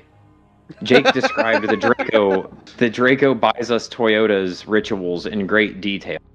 He also detailed gleefully the abuse inflicted upon those seen as traitors to the cult. Ever see the Museum of Torture at the Renaissance Fair?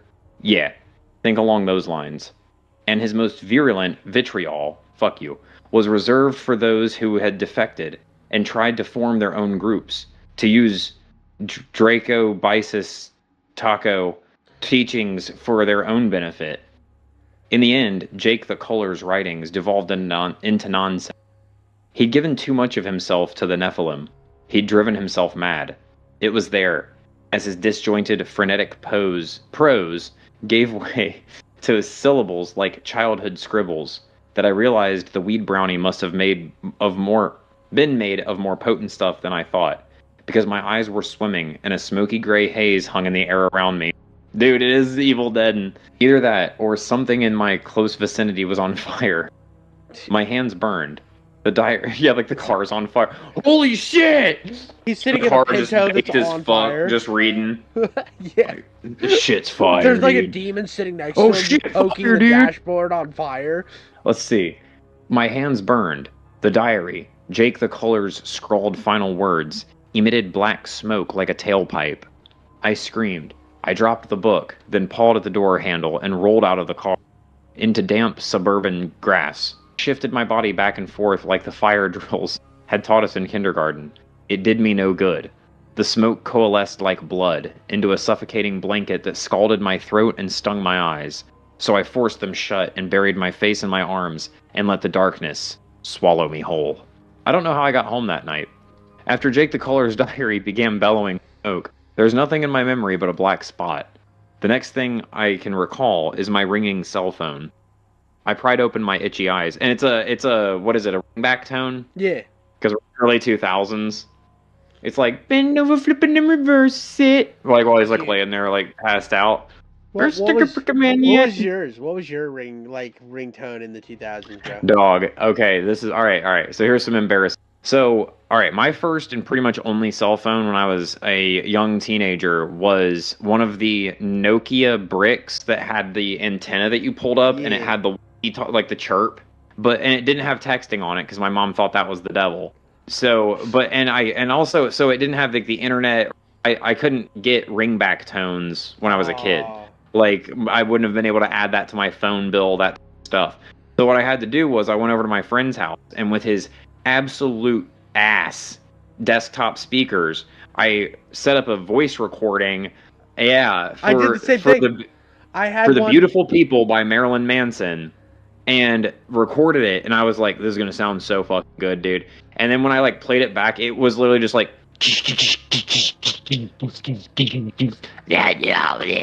That was like my ringtone for a second, and you couldn't hear through it. So my buddies, like, mine was a touchscreen, but it was still like the most basic phone, and I could have bought ringtones for it, but I didn't want to spend money. And because my phone wasn't like a smartphone or anything, it was really hard to like add stuff to it. It was like it was a crappy touchscreen phone. But I did the same thing. My buddy actually had good sound playing it, like off of like he had like his parents had like a really nice computer with nice speakers, and we did it a bunch of different times to get the sound perfect because we thought it'd be so funny. Have you ever heard the song "Jizzed in My Pants" by The Lonely Island? Yeah. You know the part where I just ran in my pants every time you're next to me, and we were holding hands, it's like having sex with me. Dude, yeah. I had that whole like breakdown spot as the ringtone. It was awesome. In the time frame for the thing. So, right, dude, so it was valid. I was sitting in social studies, bro, and I forgot it was my first period, and luckily the teacher was cool, but I didn't turn off the ringtone. And we're sitting there, and like he's talking about like World War II or something, and he was like, and then this happened, and then it was like, I just ran in my pants every time you're next to me, and we were holding hands, it's like having sex with me, and I'm sitting there just. Like dying inside. Yeah, and I'm just sitting there. Well, I'm just trying not to laugh. I think it's, I'm not really dying. I think it's the funniest thing ever, and I'm not gonna turn it off. I'm not gonna turn it off until we address it. Like I was like, either I'm gonna let this play till the end because it will stop. Because it was my text and phone call, and I knew that nobody was calling me, so I knew it was a text, and the text just needed to get to I wear a rubber at all times. It's a necessity. It had to get to that, and I was like. And it gets to the point where everybody just turns and looks at me, and I'm like, oh yeah, no, it's definitely my bad. And I like pull my phone out and turn it off. And, Yeah, that's mine. Oh, that's me. That has the oh, jizz in my pants I ringtone. act surprised too. Oh, that's my phone. I forgot I set that. Oh, crazy. I saw a tragic story actually in the news recently where like one of the band members, I guess, got into an accident where he like fell off of a. It's not the Trevor Moore thing. It was different. Like this guy from the Lonely Island was like working on like some scaffolding or something, and he fell and hit the ground like 20 feet down. And then the top comment under that was, and then he jizzed in his pants, and that fucking made me cackle. No, dude. Dude. And I threw it on the ground. Yeah, he That's got so thrown on the brutal, fucking dude. I wonder if he thought of that song on the way down. Probably Oh, not. Probably was thinking like, "Fuck me, I'm gonna die." Did he live? Yeah, I think he Okay, survived and everything, okay. but he got fucked by it. Yeah. But That's why crazy. are all these comedic people from our childhood being basically defenestrated? I don't know. Putin. Well, Fucking Putin is doing Trevor it, bro. Moore was hunting like child Bussy? sex cults. Oh. He was No, like, actually the opposite then. Yeah, he was like He was hunting the hunters outed, of the like, pussy. a bunch of Yeah. like he was like talking about like a bunch of weird Hollywood secrets. He was talking about like the inner workings of how things work. He was also like getting kind of conspiratorial, but he also like actually led to people getting arrested for child like grooming and like sex stuff. And then he fell off of his balcony. Wow. Yeah. Coincidences. Yeah, Huh. dude. They happen all the time, every day. I'm not saying they killed him, but they fucking killed Trevor Moore. Like, I don't know. Right. No, he was silenced. Yeah, he was definitely shut up. All right. Anyway, after Jake the Culler's diary began bellowing smoke, there's nothing in my memory but a black spot. The next thing I can remember is a ringing cell phone. I pried open my itchy eyes. It was 11 the next morning, and I was passed out in my room in my own bed. I answered the phone. I heard Kyle's voice. Skyler! He squealed excitedly. I ran the URL again. The one we found at the campground, and it's there. A new message from Draco Bice's Torta. Oh, you fucking nail it, dude! Did I? Nothing but net on the last Dude, really? fucking. You hit it with Draco Vice's Dude, Torta. way to dude. go into I'm so part proud two, of you. bro. I'm so proud of you. Way to go into part 2. Perfect. I killed it. Dude. What is... What? Okay, so what do we got here? Let's break this down real quick.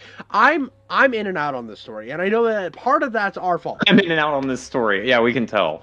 Like, so I kind of lost steam on this story pretty early on. I know there's gonna be cult. I know it's gonna be cool. I know where it's going.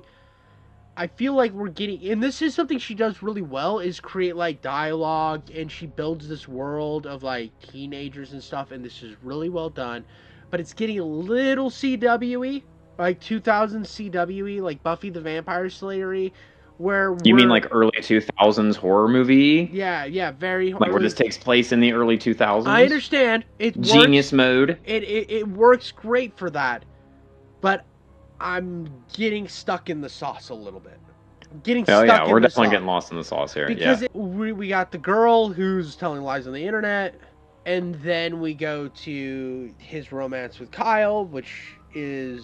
But there's also the Nephilim thing, and then, we got to go back to Kyle. Is she lying? Is this about? There's a lot of questions and a lot of beating around the bush without getting to where we need to go.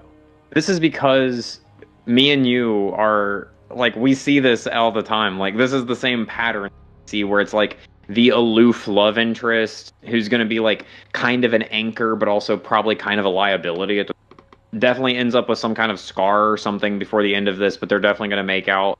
Miranda, who, like, we already know this character. Like, we know this character so well that part 2 is going to have a lot of subversion in it to be something that's truly original. Otherwise, it's just another really well-written story that, like, of something that we've kind of gotten used to. But we do a horror story podcast, man, so me and you get jaded. Yeah, we had a guy slit a ball sacks and shit 2 stories ago. So yeah. So we're definitely, and we had like Bogo the Clown, and then before that we had Smash Ball Sacks, and then before that we had the most grotesque thing I've ever read in my entire life, and so Lin Malpig. Yeah. I'm getting that tattooed, by the way. I'm getting that. No, don't. Don't get Lin Mao Pig tattooed on you. That is a terrible decision.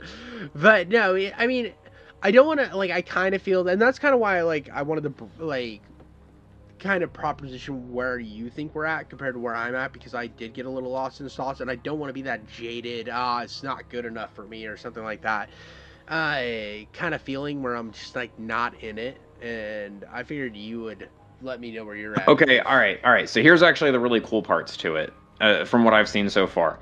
The chapter breaks and the very prologue thing where we're getting outside, like, hindsight perspectives of, like, we always knew there was something fucked up about that, or like they just told me to not worry about, I didn't worry about my kid enough, like, and like stuff like that. Like, I love those little tidbits because I like, what's this called, epistolic writing, where it's like people being interviewed about an event and like stuff. I love those stories that are structured. What? Like When Harry Met Sally. Yeah, I think so. I don't remember if that's epistolic Sally? or not. Not that I can remember off the top of my head. So the movie cuts in with like interviews with old people about how they met and their lives together, and then it goes back to the story of When Harry Met Sally, and it's different cutouts from their interactions. But it's the old people that are telling the story? No, the old people are just talking about themselves for a little bit and how they met. And okay. Like this would be more like one of like the mob documentaries or something like that. Yeah. Well, like, where the person sits down in their... Yes, that's what Harry Met Sally does. It cuts it out to an interview style with two old people, and then it goes back to the main story. That's just like, it feels out there, but by the end of the movie you realize that they're explaining how they met, and this is a story about how two people fell in love. So, gotcha, okay. I don't know, it's hard to explain When Harry Met Sally's cutaways, but I feel like it's similar in a way to what you're saying. You got to rewatch When Harry Met Sally. Great movie. The best chick flick ever made, in my opinion. I love that movie. As good as it gets. No, it fucking destroys as good as it gets. Okay, literally. This is a whole fucking episode that we're doing. We're doing a chick flick debate one day. Fucking stay tuned. Like, share, and subscribe for Billy Crystal and fucking... Oh my god, dude, you have me signing off so hard. You don't like Billy Crystal? You just came out and were like, we ran out of gas on the plane. What? Billy Crystal? You had me in the flint. Yes, he's amazing. I don't know, man. Billy Crystal was amazing in the Miyazaki film, but... Dude. Which one? Fucking Howl's Moving Castle. Yeah. Alright, yeah, Billy Crystal's okay. No, wait, who the fuck am I thinking of? I don't know. Dude, I am like on somebody else. Dude, I'm getting Rob Schneider compared with... Rob Schneider's great! No, he isn't. I'm not having this debate with you. Right, we're talking about the story. We're talking about the story. One of the funniest movies ever made. I'm sorry. But anyways, go back to what you were saying. Anyway, about the story. All right, so one thing. All right, there are soft spots to the story. Like, we've seen this kind of setup before a lot, so I understand like your apprehension, because we cannot help but be jaded by this. Like, this is just like watching like horror movies all the time. Like, God damn it. Like, I am so used to seeing opening exposition and being like, bam, bam, bam, bam, bam. Like, you could honestly just flash me pictures and be like, final girl, aloof love interest, detective that's on the case, concerned parent, go. And then just be like, what the fuck was that? And just jump into the horror stuff. And we would be fine with it. But, like, you need this for the story, for, like, the whole structure and all that type of stuff. You have to have all of that. Because you don't know if this is going to be somebody's favorite story and they want the whole setup, you know? Like, you can't just, like, rob the audience of that because we've seen it a million times. So I don't mind the setup was not bad setup. No. The one thing that makes me want to gag is creepy rock in the woods. If we deal with creepy thing in the woods that people get led to one more time, I'm faint. But no, I'm being hyperbolic there. That's, again, what I'm saying is there's a lot of stuff in here that we've seen before, but I really enjoy the setup because I don't even think they are like wealthy kids. Actually, I think that they're like very middle class. I don't know, it's kind of conflicting because the school seems like it's... Yeah, okay, it is a wealthy school with cool kids and stuff like that, right. I thought that this was middle class, and our Skylar protagonist was like down here in the... I like that it's rich kids dealing with a cult. That's fucking neat. That's funny to me. Yeah, it's definitely the Scream style kids. Like, if also to do a little bit more of like the analysis, I've been watching a guy called the Feral Historian who finds, like, I read a lot of sci-fi books, and when I read the sci-fi book, I'm like, ha, fucking dog, funny robot, like, spaceship.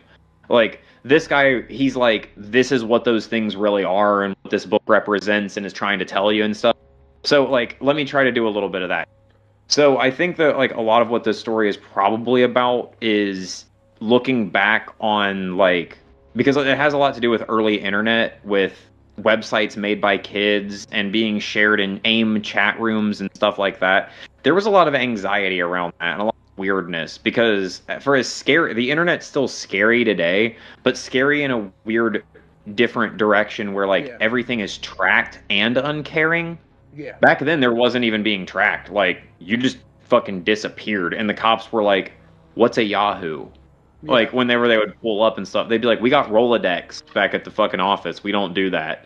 So, like, that is freaky. That this girl she's so tapped in. Oh, like they say, like, where she knew about the Enron thing before, like, nobody in their peer group should or would know about anything like this. That she knows that's going to go down. She also has this really strange sensibility that social media, chat rooms, and fake news and stuff like that are going to be a real way of controlling people, as well as internet blackmail. Like, she knows her shit, dude. She's like a little diabolical cult leader, which goes all the way back to the very beginning sentence. Like, it would be described as the Manson family if Charlie was considerably more organized. Because she's a popular girl. She's very much so she's living like devil, 12 lives at very once. Much wolf in sheep's clothing. And I think if it goes to that, I'm excited for this second part to really. I want to jump in because I think that it has everything there to be something crazy. And the fact that it's only 2 parts means the second part's got to go crazy. That's true. It does have to put the pedal to the metal as soon as this. Yeah. Absolutely. Now, the things that I want to know, because it's. I wonder if this just. I wonder if Draco Bissus Torta is like a fight club, pretty much. Oh, like the. What's that fucking internet cult now? The. I don't know. Something of the 9 Angles. The cult of the 9 Angles or some shit.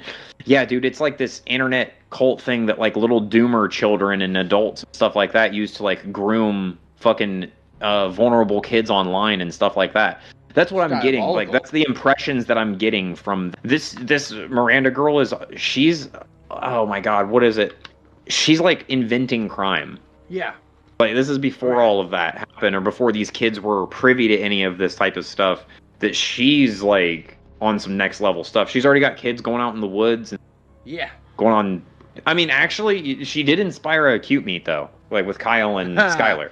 Yeah, she wouldn't have approved of that one, though. We know the narrator said that she would have liked that, yeah. She would have held it above him because she doesn't want Skylar being happy. Exactly. He's her little puppy dog. Well, no, not like that. No, it was more that she didn't want him going back with the guy that broke his heart. You think it's for good reason, though, or do you think it's because so she can keep the claws in him? Again, it's from his perspective, so he thinks that it's for good reason. That he didn't want a lecture from her about going back with the guy who broke his heart. Smart man. Yeah. Avoiding lectures this early on in life is a skill to begin practicing. All right, part 2. The slut of the false wood has my journal. My journal has my spells. My spells connect me to the Nephilim. If you retrieve my journal from the slut of the false world, you will gain the power to meet the Nephilim. In the slut of the false world's tower of stone, the bearded savior waits all alone. In the green room, tears roll down his pretty girl's face until the shepherd climbs the red tree and he can escape. Below the rhyme, there was a new, much more aesthetically pleasing sketch. A pretty white dragon with big gray eyes encircled a foreboding tower of stone and a tree with red flowers. I was still staring at this website, Draco Bissus Torta's second rhyming clue, hours later when a frantic Miranda called. Didn't do it, Skylar. I didn't create the website. Ooh. Her voice was high. Yeah, right, a twist already, dude. I like that we're getting... Her voice was high-pitched, grating, with a hint of a child's tantrum hanging around the edges. What do you mean you didn't? I asked. You own the domain name. Someone hijacked my website, is what I mean. She screeched. And wrote a new riddle for Draco Bissus Torta. Who'd do that? I knew the answer. I'm sure she knew the answer. I recalled Jake the Kohler's writing, the journal I'd read the night before, the rituals, the violent possession by an otherworldly force, the horrific pain inflicted on those perceived as taking what rightfully belonged to Draco Bisis Torta. The answer is the Good Shepherd Church. You know. I said. In Old Town. Miranda gasped squeakily. It's got the... Oh, yeah. It's got the obelisk in front that looks like the Staggered Rocks. There's a big poinsettia tree in the lawn. You told me about your old Sunday school classroom there. And androgynous Jesus. And that your dad and you left. 'Cause the minister's wife called my mother a slut. Miranda finished.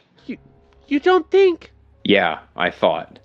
I thought Miranda caught what she'd been fishing for. Her long-lost father's attention. Daddy was back in town. The fucking cringe level 9,000. It's Hell so yes. bad, bro. Oh Bullseye, my God, bullseye dude. shot. That was full on. Wow, Daddy. Yeah, I was about to say, Yeah, actually, you know what? Let me redo that. Daddy was back in town. No, that feels way better. That felt way better. Yeah, there you go. I was part of Draco Bisis Torta for a few years. I could never catch the Nephilim or whatever. The whole thing was a bunch of BS, if you ask me. And the guys that brought me in, they'd brag about all the stuff they got up to with the Nephilim. Like beating dudes, beheading cats and crap. And I thought it was real messed up, so I went to the cops. Then Draco Bisis Torta found out I snitched. They locked me in a basement, naked. No food, just a bucket, so I could drink my own piss. They'd beat me. Then the master came in with his toolbox, and I'm gonna have scars for the rest of my life. He kept telling me the Nephilim were excited by my screams, like sexually excited. They would have killed me. They would have killed me. The only reason they did it was because my sister made too much noise with the police and the master got cold feet. Katrina S., former Draco Bisis Torta member, July 2021. Why did I choose the wrong I voice imagine every time?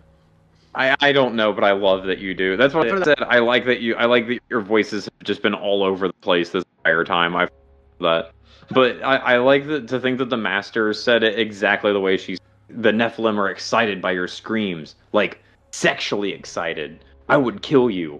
But right now I have to leave because, like, and then, like, weird. It's just a weird verbiage. Anyway. Draco Bisis Torta was getting hot. And Miranda's initial website, the one with the first riddle, had clocked over 3,000 views. That's a the lot second at that surpassed time period. 5K. That's more than I get. Yeah, I mean... The chat room filled with... In the early 2000s, bro? That's like everyone online. Yeah, it's not... That's like... That's... You were popping. Like... She's Chocolate Rain. 100%, dude. This is Maya. She's up with that, dude. It's like Ray William Johnson is like, we're checking out this new cult today. Yeah. The chat room filled with new people typing a message per second. And as I walked to science lab at school on Tuesday, I was sure I overheard two sophomores whispering about Nephilim. On Friday, Kaide called me. On Friday, Kyle called me. I'm losing my mind. I'm having a stroke. I knew staying involved was not a good idea. Whoever posted the second website and the second clue, Miranda was terrified of them. She'd been uncharacteristically quiet at school.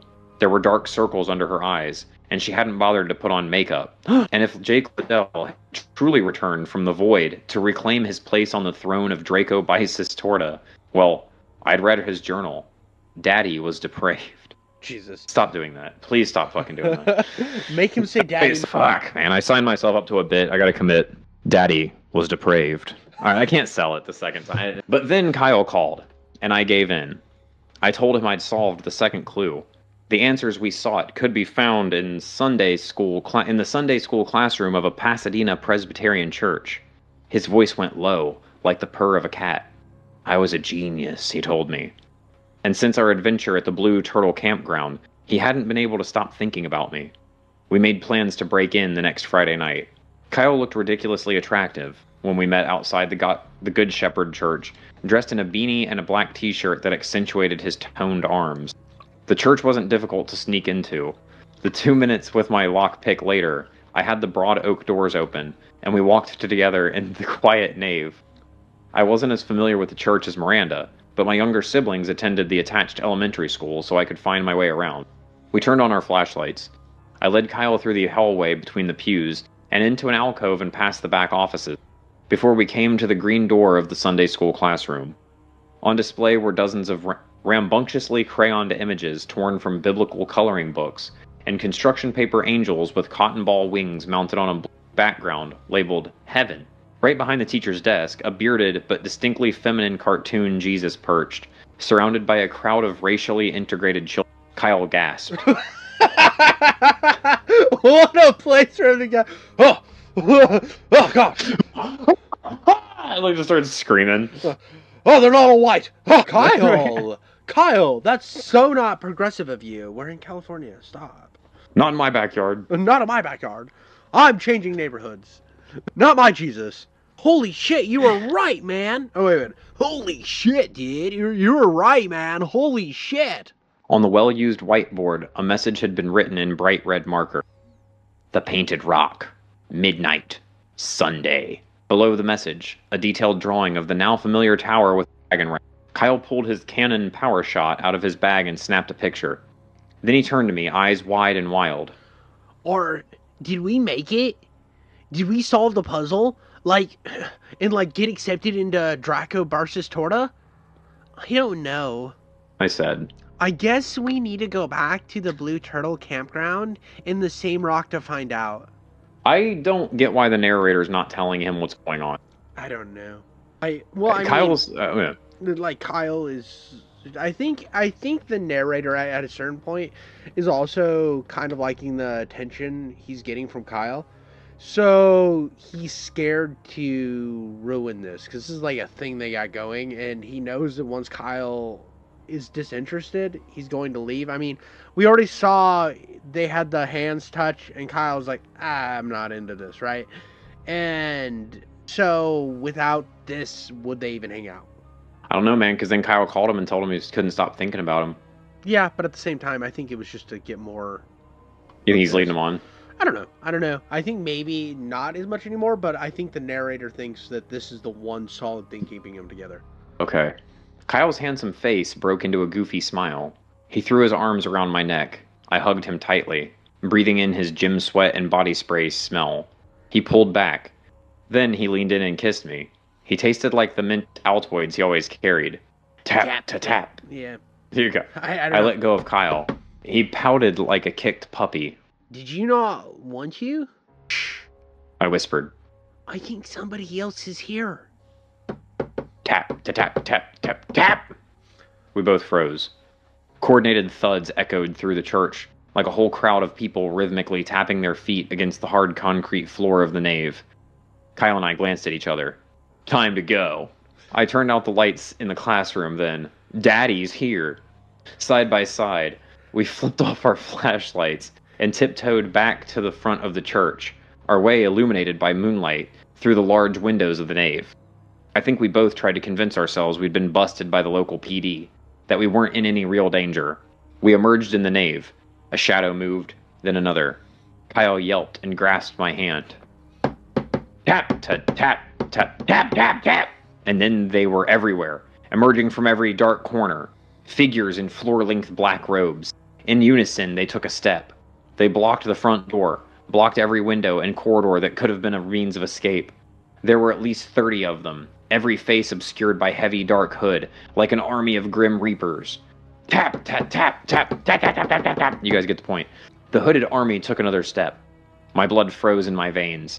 Every dark figure clutched a knife, an axe, or a length of rope in a black-gloved hand. What do we do? Kyle hissed in my ear. Quietly, I led him back into the church office, which should have been blocked. I pointed to a black door. This way! Hand in hand, we slipped through the door. It led to a narrow stairway, which led to the high catwalk surrounding the nave, a wispy walkway jutting out from the wall, encircled by a waist-high rail before a 30-foot drop. The catwalk was used to adjust lights and hang decorations, and by kids dressed like baby angels during the Christmas program. We could sneak around, crawl, then climb through a window and down the fire escape. Kyle and I clung to each other. We risked to look down. These are like Resident Evil 4 cultists, where there's like, no matter did you, no matter did you, while they're like coming at them. Absolutely. The robed figures stood still as statues, weapons glinting in the moonlight. Every single hooded, invisible face was turned toward us. You can't tell because they're invisible. In horrific harmony, they began to chant.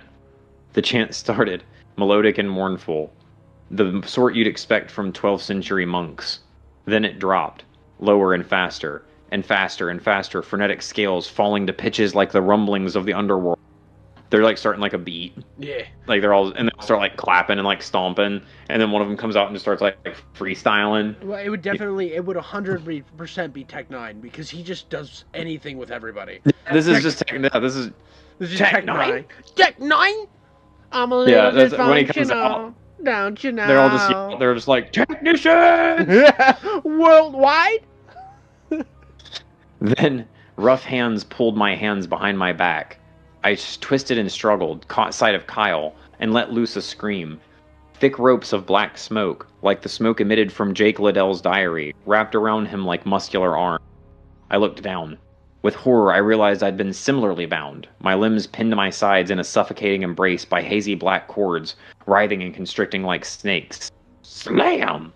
Pain exploded from my nose and stars burst in front of my eyes. I collapsed on the cold floor. My disembodied captor had slammed me hard against the wall. I tasted copper. There was a sharp twinge in my mouth, an odd sensation of fullness. I spat out blood and a tooth. Oof. The chant continued. So low now, it no longer resembled sounds that could be made with a human voice box. Human lungs. There was nothing human left in that monstrous wave of sound. I staggered upright. I saw Kyle. The smoke creature had woven itself around him like an anaconda, swaddling his body like a mummy. All that was left was uncovered, was his handsome face, his mouth gaping soundlessly, his pretty eyes wide with horror. This is such an incel narrator. No. I gurgled. Dude, his handsome face poked out, and he's just like... Well, he went like this, he's like... Because he was gaping, dude. He's doing like this. He was doing this, he's like... Yeah. he's just face blowing, dude. He's like... Yeah. He's like, no, I'm pretending to be Elvis singing into a microphone. The snaking ropes lifted Kyle off the ground. They hoisted him high, higher than the railing. Then they let go. No, dude. Kyle, no! Oh, no. Why did it just pick him up and drop him? That's so Dude, funny. It just straight up killed Kyle, dude. Wait, read the next line. I heard Kyle's desperate screams, then the sickening thud. I dove to the edge of the railing. I looked down. He was there, broken and motionless, lying in an expanding puddle of his own blood. He still looks all like... He's like... Dude, yeah, he's duck fit lipping. He's like... His hands, like, his arms 87 breaks, but it's still holding his chin. He's still on the chin, yeah. It's just liquid. Just I do soup. like the way they killed him right there. That's a good kill. Just That was a good. That was swing him I up and didn't think that drop was him. gonna happen. I didn't either. Again, dude, the second part's hitting it out of the park. First part, I'm gonna still say was a lot of dialogue and a lot of build up, and at least we're getting there, dude. I'm in it. I'm actually finally in it. He just got that like one little kiss from Kyle. Yeah, dude. He had that opportunity. He got that smoochy poo. His boy Kyle so had sad. finally decided to come out of that closet. Was not scared of being gay anymore. He's like, no. I'm not gonna be gay, but I'm gay though.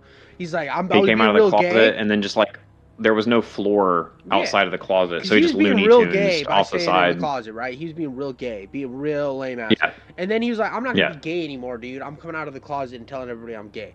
And that's exactly what he did. He came out, he was finally cool and shit. And then like Enough with this gay shit. He's like, I'm gay. He's like, enough of this gay shit. I'm gay though. And I'm like, yeah, Kyle, way to go. Preach it, brother. Yes. Finally yes. gay. And then they splattered his ass on the asphalt. And I'm like, unfortunate, dude. No, dude, he came out in church. Yeah, dude. This wasn't even the Cthulhu monster. were This was mad just he- like Westboro God came out right. and was just like, not in my What backyard, they were and dropped preaching was, him. pray the gay away. Pray the gay away. yeah. And then they killed him, which is totally uncool, man. Dude, that's not cool. not The hate way- crimed on Kyle. Yeah, dude, this is a gay crime, dude. Not lame crime. This is mean to homosexuals. I dove to the edge. Oh, broken in lioness, lying in pale, looking sexy. I saw a robed man staring up at me, hood lowered. The man appeared to be in his early 40s, and he was beautiful. He had a head full of ice blonde hair, a square jaw, and expressive gray eyes. He smiled at me, a Mona Lisa smile, a smile that reminded me of. Miranda, I whispered. you're her father. You have something that belongs to me. Jake Liddell purred menacingly. The journal. Fuck. I can't recount exactly how I got away from Jake and his army of robed sociopaths. The details have been sucked into a black spot in my hippocampus. Stop doing this. Where traumatic memories are buried. I kicked, clawed, swung my flashlight like a baseball bat, clambered down like a demented monkey, ran until my lungs threatened to burst, and then I was flying east on the freeway, my car swerving in and out of empty lanes. So you did remember? Nah. So you did remember, dude, exactly how you got out. Right. It was actually pretty much detailed. Yeah. No. Yeah. But no, it was earlier with the black smoke. It was just like he was just like and like fainted and like woke up in bed. And this time I figured he was just gonna be like and then just like wake up driving down the freeway basically. Yeah. I hid in my room for hours. This did, dude, pedal to the metal like we've said too. Yeah. Kyle's dead. Yeah. Kyle's fucking Rip Kyle. gonzy-wonzy, dude. Unfortunate. I hid in my room for hours, coughing up blood and crying my eyes were all for Kyle. Oh, did you want to do thoughts? Go ahead. What am I supposed to do? No, I got it. It's all my fault. Yeah. I was the one who'd brought him to the church. I read Jake's journal. I should have known how dangerous he could be. Now, I needed to alert the authorities. Scout's honor, I would have called the police. I turned on my computer. I had 28 emails from my friends. A strange video appeared on YouTube. And then the hot new thing we were all obsessed with. They'd all sent me the link. The link, if it was just Kyle, like just some guy with his cell phone. Yeah. Oh, it's splat. Yeah, it's just a video of Kyle falling and dying. Dude, that's so messed up. It's Ray William Johnson reacting to it. Yeah, it's just Ray William Johnson, bro. Dude, yeah, iDubbbz makes a content cop on him. Yeah. I awoke a Cthulian entity. Yeah. The video showed Miranda sitting in her room, speaking into her grandmother's camcorder. It's the first YouTube apology. Yeah. This is actually about is YouTube apologies. Yeah, that'd be crazy. Wow. I would be so happy if she pulls out a ukulele. We've cooked, brother. I was about to say, dude. She pulls out the ukulele. She must have uploaded the video from school using the tape deck in the Morrison Media office. She wore a stained old Sports Day t-shirt. This is a confession. Oh, it's one of these. This is very early 2000s. This is a confession. Miranda started, tears leaking from her puffy eyes. Draco Bass's torta isn't real. I made them up. I made it all up. I'm the one who posted that website online. The one with the riddle. I wrote the whole riddle myself. I started the chat room. I shared the website with a few online friends I'd never meet in real life. And I swear, I never meant for it to get so big. Like, I didn't even mean for people to solve the riddle. I had no idea that the painted rock in the New Blue Turtle campground was so popular. I burned all the secrets you guys put there, I promise. She took a breath. She was trembling. I just wanted to say I'm so sorry. This all started as a joke, but now people are going too far, and the person I don't know publishing the other website with another riddle, it all needs to end before anybody gets hurt. Miranda's grandmother was gone when I arrived at her house. The front door was locked, but I knew where she kept the hide-a-key. I found Miranda curled up on her beanbag chair, dressed in the same old Sports Day t-shirt and sweats, hair tangled, face puffy and red. We need to talk, I said. Miranda yelped and jerked, sliding off the beanbag and into an awkward position on the floor. Oh my God, Skylar! She stammered. She pulled herself upright. I know you saw the video. She croaked out before I could get a word in. Out. This thing is really messed up, Skylar. Someone in the chat room started a rumor I'm the slut of the false world, and now people are sending me messages, scary messages.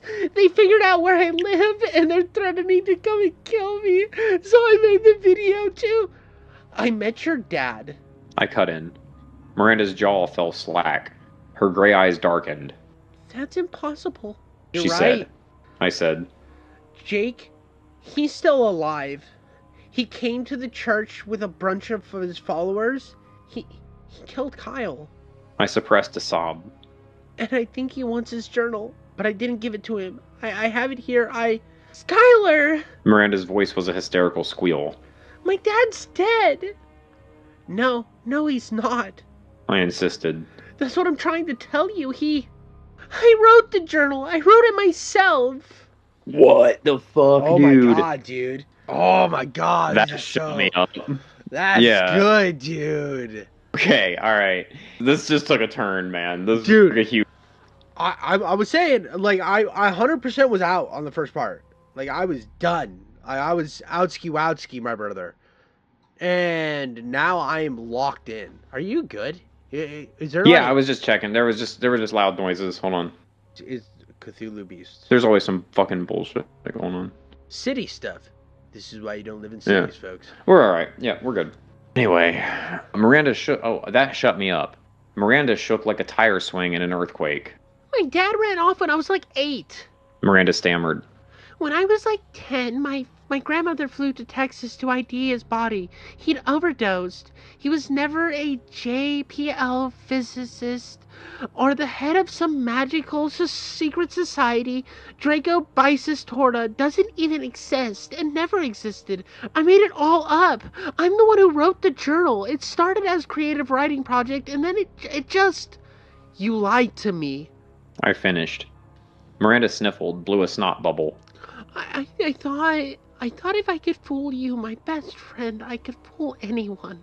And I didn't post that second webpage with the second riddle. Someone else did. I swear. I'm not lying about that. I'm not. Her voice broke as she collapsed into sobs. She resembled a hairless rat, her face pink and snot-stained. For the first time, I saw Miranda clearly.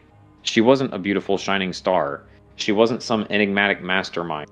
She was a bratty teenage girl with daddy issues, who sought attention by telling ridiculous...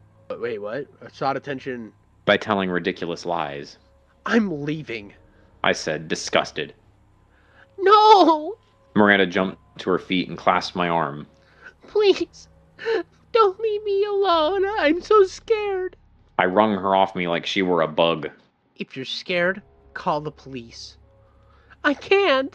Miranda's wet face glistened. I'm waiting for Bob Garvey. You know, the church president? I messaged him. I told him I'd tell the cops about the naked pictures if he didn't bring me 10 grand tonight. He's coming now. She can't... Okay, Miranda. This is definitely the correct choice of... And she's made a series of correct choices, Jeff. A long series of correct choices. Yeah, she's good. Yeah. She cast her eyes down in shame. I snorted. So you're blackmailing the AIM creep? I mocked. And I'm your bodyguard. Please! Miranda sniffled. As soon as I get the money, I'll leave town forever. You'll never see me again. I stayed. She looked that pathetic. At 2 a.m, I was awakened by a woman's scream. I leaped off the couch in Miranda's living room. I heard loud footsteps, and before I registered what was really happening, the slam of the front door. I rubbed my eyes. I turned on my flashlight, clutched my baseball bat, and ascended the stairs to Miranda's room. The walls, the bed, the computer, and her favorite painting were all splattered with blood. Oh, crap. I don't even like talking about this. He had a name, you know. It was Lewis. They keep on calling him the homeless man, like he didn't even matter. Lewis had mental struggles, but he was always kind. He fed the birds at the park, and the way we found him, I still have dreams about it. Doused with oil, set on fire, left for civilians to find, and behind him, spray painted into the brick wall, that tower with the dragon twisting around it. Draco Bassis Torta. A California cult, right? All of a sudden, they're here too. Officer A. Riley, Philadelphia PD, September 2024. Miranda Liddell, age 17, was pronounced dead on her bedroom floor. She'd been stabbed 27 times. The next morning, a church janitor discovered the body of Kyle Summer, also 17, in the nave of the Good Shepherd Church. He'd fallen to his death from a slender catwalk, 35 feet up in the air. A man named Bob Garvey, the president of the Good Shepherd Church, was arrested for Miranda's murder. The devout married father hid a perverted predisposition for teenage girls. Naked photos of Miranda were found on Bob's computer, as well as a library of similar goodies. The night of her death, she'd attempted to blackmail him for $10,000. His cell phone bounced off a tower near her grandmother's house. The infamous second website of the Draco Bisis Torta hoax, the one Miranda swore she hadn't created herself, had been published from an internet cafe near his church. It was theorized Bob started the website to lure Miranda alone to the Good Shepherd Church. When a teenage boy, Kyle, appeared instead, Bob, furious, killed him. The police could never gather enough evidence to charge Bob with Kyle's death, but in the eyes of the public, he had the blood of both teenagers on his hand. He pled guilty to the second-degree murder of Miranda. He was just released from prison last year. I'm not worried about old Bob Garvey. He's a garden variety creep, sure, but he's not a murderer. See, Miranda liked to lie on the internet. I, however, prefer lying right to your face. What the fuck, dude? What the fuck? Oh my god, he killed all of them. No. He did the website. Way, dude. Oh, what a twist. All right, listeners, sit back, dude, because here comes. Oh All right, my I wish that we could license the Jigsaw music. Like this is like where it starts to tinker at the end. Yes. While Miranda was in the bathroom, I stole all the information for the second website, the domain she'd bought, www.slutandbk.com. I built the site myself in that internet cafe. I wrote the poem. I drew the much better dragon and tower. I snuck into Good Shepherd hours before I broke in with Kyle. Scribbled a message on the whiteboard in the Sunday school classroom. I wanted Kyle. I wanted him to love me back. And if Draco Bisis Torta went away, Kyle would abandon me again. I told you, bro. That night, oh, dude. That night at the church, I convinced him to climb up the catwalk with me. You can see the most beautiful view of the mountain through the high windows. As we stared at the full moon nearly touching, faces close, I risked it. I pulled Kyle in for a kiss, and he kissed me back. Warm hands caressing my neck. It was perfection. Then he shoved me away. I slipped and fell, breaking a tooth. He stared down at me as though I were a disgusting... He wasn't like that anymore, he insisted. He was 100% straight. He'd only called me because he bet his baseball teammates he'd solve the Draco Bisis Torta mystery before they could. I meant nothing to him. Some days I can convince myself he tripped, that his death was an unfortunate accident. But who am I kidding? I pushed Kyle over that railing. I watched his handsome face warp in terror, his tight body contort, blood explode from his head as he hit the concrete, pulling around his tousled auburn hair. I also started the rumor on the message board that Miranda Liddell was the slut of the false world. I didn't mean for her to get death threats. I just wanted to teach her a lesson, scare her a bit. Oh, and I always knew Miranda wrote that journal she said was her dad's. She was tricky with her handwriting, but she overused the word eldritch, a word I'd heard no one but Miranda ever say, and she always misspelled it. In the decades since Miranda's death, Draco Bisis Torta has been connected officially to 18 murders, unofficially as many as 50. Group members have infiltrated Reddit communities online like ours. Dude, they got us, bro. They got us. Oh, I gotta come kill you now. Yeah, dude. And online forums. Skelter, I feel the Nephilim. Yeah, dude, you've been on some Helter Skelter all night tonight, actually. That's pretty, yeah. Well, let's be fair, though, dude. If anybody can make these jokes, it's the man with the brown wife. I am the Muslim king, bro. I'm the Muslim king. You gotta. Old JD over here. Yeah, dude. I'm over here, dude. Just killing it. Draco. On online gaming forums, others troll bars and other places lost young people go to find themselves. Draco Bisis Torta initiates have been implicated in animal torture, encouraging suicides, violent attacks on the homeless, and a number of sexual assaults. And they do it all, they say, for the Nephilim. Part of this is Miranda's fault, part of it is mine. Because that night, I saw Miranda's murderers, and Bob Garvey wasn't among them. It was a trio of kids I knew.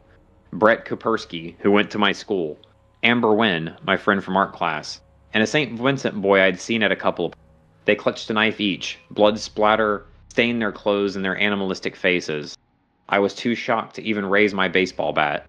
Before my muscles caught up with my racing thoughts, Brett had his father's handgun pointed at my head. The journal, asshole. He seethed. The slut of the false world has my journal.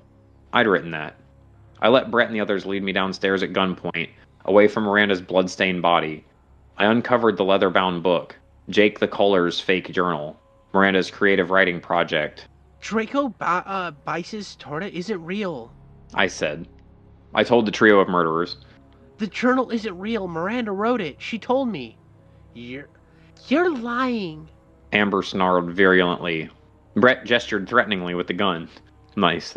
We saw the video. The great slut is a liar, and she needs to die. I saw it in their eyes. Draco Bice's Torta was real to them. They believed in secret clues and esoteric spells and commune with the Nephilim. Nothing I could say would convince them that they had been had, that their brand new belief system was an illusion, and I doubted they were the only ones. The St. Vincent kid snatched the journal from my hands with a sneer. Draco Bice's Torta is going to be real, he said. We'll make sure it is. Dude, that story was fucking awesome. Yeah, it turned. I still think... No, I got the hints. I got the hints there at the beginning, man. I was like, there's something weird and different about this. Like, there was something very different about the story. Like, the setup was too familiar. Like all of my complaints about it were, why have I seen this ever? Yeah. It's because they were lying. Because they read a bunch of Reddit stories and they wanted us to spread the message of Draco Bice's Torta for them, and we have. Yeah, done that admirably. I really liked this. I thought it was really well done. I was really kind of turned at the second part. The second part heats up crazy fast. And it takes you in a really interesting direction and then flips it all on you again. And I think if you're going to do a false ending, like she tried this with the Briar House, right? Mm-hmm. And then did it again with the Briar House. This one was a false ending that was actually, like, threw you on your back. It had the saw, pull the rug out from underneath you.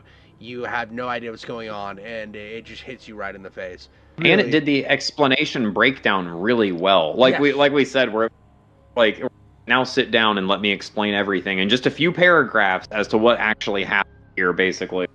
Like, that was so good. And then even after the explanation, there was, like, the epilogue scene of the going all the way back to the night of Miranda's murder with the kids breaking in and stuff. Oh, that was so fucking good. And it ties in how the cult the story was awesome. Keeps living and stuff because of the fact, like, all those... Because I was like, okay, if it's all fake, I had a moment thought, if it's all fake, what's the point of all those posts? Like, all those excerpts throughout the whole story, and now it makes sense because it's like... It kept living on because of these kids and the internet, how the internet does, which is crazy. It's so it was a fun. It had a really fun twist. I really liked it. The first part like had me spiraling on where we were going, to be honest. But I think where it landed was perfect. It was good. It was a great story. Thank you, Nikki_XX. Yeah, absolutely. Great for making a banger of an episode. Yeah, she's had 2 really good stories on our show. I mean, yes. We look at the Briar House was fantastic, and like that's our biggest episode, like in length, and I think in views too. I think that has the most views. And girth. In girth, it was very girthy. I made sure it was very girthy. No, it's a girthy episode. Yeah. I couldn't even do it on my computer. I edited all individual parts and had to have Ben use his much bigger hard drive than mine to piece it all together. That was a monstrosity. Yes. But yeah, and my computer was chugging out smoke like a fucking locomotive trying to render that. Render it all together once and then re-render it into chunks to actually send and post to Spotify. Yeah, no, yeah, it sucks that Spotify makes you cut up stuff. It is so annoying, but so good, so good. Yeah, I liked one it. day we'll have like we'll have to do like a story that's like ridiculously long, like one of those ridiculously obnoxiously long stories, so we can just have. We'll just do an audiobook. Yeah, dude, it'll be like. We'll just do a straight up audiobook, and we'll post like a 20-hour video on YouTube just to say we did it once. Like I think that would be kind of funny to be like that. Like, well, we can't read an actual book because we'll get copyright claimed. No, I was about to say I'll hit up B.R. Yeager and see if we can't read Bliss. Yeah, It's this is a nice fun read. I'm sure it isn't. I'm sure it's This one fits in so well with our vibe, man. Really? And Does it goes. really? This book turned my stomach. Dude, with all of your like, with all how much you read, I'm surprised you don't come out in with more narrative like comparisons, because you are like a book guy. I'm also surprised you don't do book breakdowns on your channel. That's I've thought about it. do it. There's actually some different directions that the channel's going in 2026. Like there's a lot of varying content coming to the channel. I don't want people to, if anybody's there for a thing, you're probably not getting it soon. That's the way I'm doing my channel from now on. That's how all channels should be. Have fun with what you do, Yeah. and then just like make whatever content you want. Like this is like a fun outlet. Like this channel, this podcast is always gonna be like a fun outlet. That's the way I've always wanted it to be. This is where we can get in here and just act while and people are like, you guys are awesome. Read a story. Like, Yeah, like here exactly. we want to see you read it, and we're like, Sure. okay. Yeah. I guess we're just gonna get in here and act stupid with it, but sure, I guess why not? Yeah, and it's a blast, and like we have fun with it. Like, but with like our main channel, it's always like I never wanted to be niched out either, dude. You think about like when you're doing this type of stuff, you got to be in like yeah, they're like, oh, be in a niche, you got to be really serious about it, but you do that and it just sucks. It sucks so bad. It makes this like a pastime. It turns it into a job. Yeah. Yeah. I do the same thing 9 hours a day at a job every fucking day. 100%. So like It's I don't want to come home and do the same thing when I'm trying to express myself. Yeah, exactly. That's why like my channel has like SCP stuff, and yeah, I used to do commentary for a bit. Now I did some SCP stuff where I made fan stories of SCP stuff. I have some serial killer stuff on the horizon. I don't ever want to be just in a box. I don't like that. It's not fun. It really isn't. And like this, like when you have bouncing off other people, that's always really fun. And like that's kind of why I like this Reddit story thing too, is because like we get to read so many different stories. Like one day it could be body horror. This is our first cult story. Like we haven't had no. The well, I don't know if the town was a cult. Yeah, I was about to say that one. That one I would put more in. I'd put that more Lovecraftian town. Like it wasn't like an organized thing. No, that's more. Actually, technically, we still haven't. This is had a cult thing. This is a cult. That's not a real cult. But it is now. That's right. They make it real. Yeah, I guess. Yeah, they made it real. Whatever. And they actually killed people. Yeah. Besides the inciting members. Yeah, and they've had people like they had people Jim Jones themselves. So they're full in wackadoodly land, dude. They've gone right. You're right. Helter Skelter. So they've gone full cult. This is our first cult story, and this is like more how cults start, especially in the modern era. Yeah, early internet cult shit. Mm-hmm. Order of the Nine Angels or some shit. Yeah, dude, but yeah. But yeah, no. All right, man, play us out, Jeffy. Play us out. Well, yeah, thank you guys for watching. So long, folks. Make sure to like, subscribe, comment, always comment, and rate us on Spotify. We sometimes post there. But yes, your favorite throat goats. Yeah, exactly. Wait, what? Dude? Dude, bottom of my chest, dude. Kyle, but I'd say not 100% straight like Kyle. No. 100% straight. Me too. We're 100%. 100%. We're totally Brits. We're totally Brits. We'll turn this up to 11. All right, deuces. Bye, everybody.